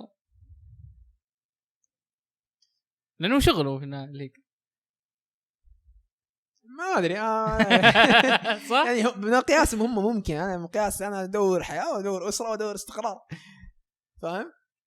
والله غريب مره بس انه اثبت نظريه انه حقين لول دونت تاتش جراس. يعني انا ما اتوقع انه حق بس لول يعني الصراحه بس نفس الموضوع اللي تناقشنا فيه انه نسب الزواج قاعد تقل. ما اعرف ايش واليابانيين وما اليابانيين ما اعرف ايه تحس نفس الفئه اللي كنا نتناقش عنها بالذات. ما يبغى يلعب لول لين يوصل اعلى رانك فاهم. تتوقع هذا هدفه ولا ماديا هدفه؟ لا هدفه فعلا يلعب هدفه بس يجيب رانك. شفت هايلر 1 يلعب لول ومع زوجة ومع طفل ويلعب 20 ساعة في اليوم ويسافر السعودية كأس العالم يرجع يداوم يروح يداوم. ما هو يعذر يعني. والله ما ادري الصراحه زلنا ضحك يعني كان الموضوع ضحك وصل انتشر كذا خبر مره وكل العرب كان ياخذوا تغريده يقولوا ستريمر يترك حبيبته عشان لعبه ليج اوف ليجندز. انا قاعد اقول كانت let the gang know I play League of Legends. فاهم ما يمديك تقول لهم انك تلعب ليج اوف ليجندز. ما دخل في ليج يا اخي. والله مشكله ليج هي نفس مشكلتي مع فالورانت انه الجيم يطول مره بس دائما نفسي اعطيها فرصه. كل مره اخش انغث واطلع كل مره اخش اطول والله بس ما ادري كيف تلعبونها. ما العب كثير والله فراج الحين صاير ترى لما نخش فالورانت يجيب لي نسنشيرو ان جيم. اي بس كم يمكن مره هتلاقيني. لا والله مره ستين ستين انا فراج اجيب زياد اوفلاين في الديسكورد هنا جيم ديسكورد ما اخش فالورانت. ديسكورد قاعد العب ديسكورد دائما فلاين. انا دائما فلاين. طيب ايش مينك في الول؟ ازريل اكالي مس فورتشن. لا مو مس فورتشن ازريل اكالي. مس فورتشن حقت منوب في شخصيات دم حقت منوب يعني جارين حق منوب. قلت له واحد ماستري قال لي جارين ماستري هذه كشتات يعطوك كيف اول ليفل فهمت كان يعطيك سولجر سولجر او ليفل سولجر مسدس سهل هذا هو زي كذا جارين بسلف. طب ما تحس شيء خايس انه ما يمديك تغير الشخصيه وسط الجيم؟ لا ما عادي اوكي لوكن اوكي بس ما ادري ما في كاونتر ما كاونتر في مليون كذا لعبه اكثر الالعاب اللي فيها استراتيجيات معقده فيها اشياء كثير. اوكي ولا يا فبس يبغى يعطي فرصه بس ما بعطيها فرصه. اتوقع هذا اكثر شيء لا تعطي فرصه يا محمد. صح ايه اتفق معك. البطولات حقتها اسطوريه بس اللعبه يعني بس احسه اقوى كوميونتي العاب عشان كذا ودي اخش اقوى كوميونتي بطوله. اي هو البطوله يعني الالعاب خيالي مره خيالي. شكرا يعطيكم الف عافيه. دبير ما في حيل والله اتكلم. لا خلاص الله صوتي راح خلاص. هو نفس ذا بويز لا يعني اقل مره اقل مره ممتع بس انه اقل المستوى الاول الثاني مره بكثير. يس صح بس الصراحه اللي يكري ذا بير الاديت خرافي. الاديت 10 والاغاني الاديت يعني جزء من الاغاني يعني الاديت ستوريز. عموما شكرا يعطيكم الف عافيه.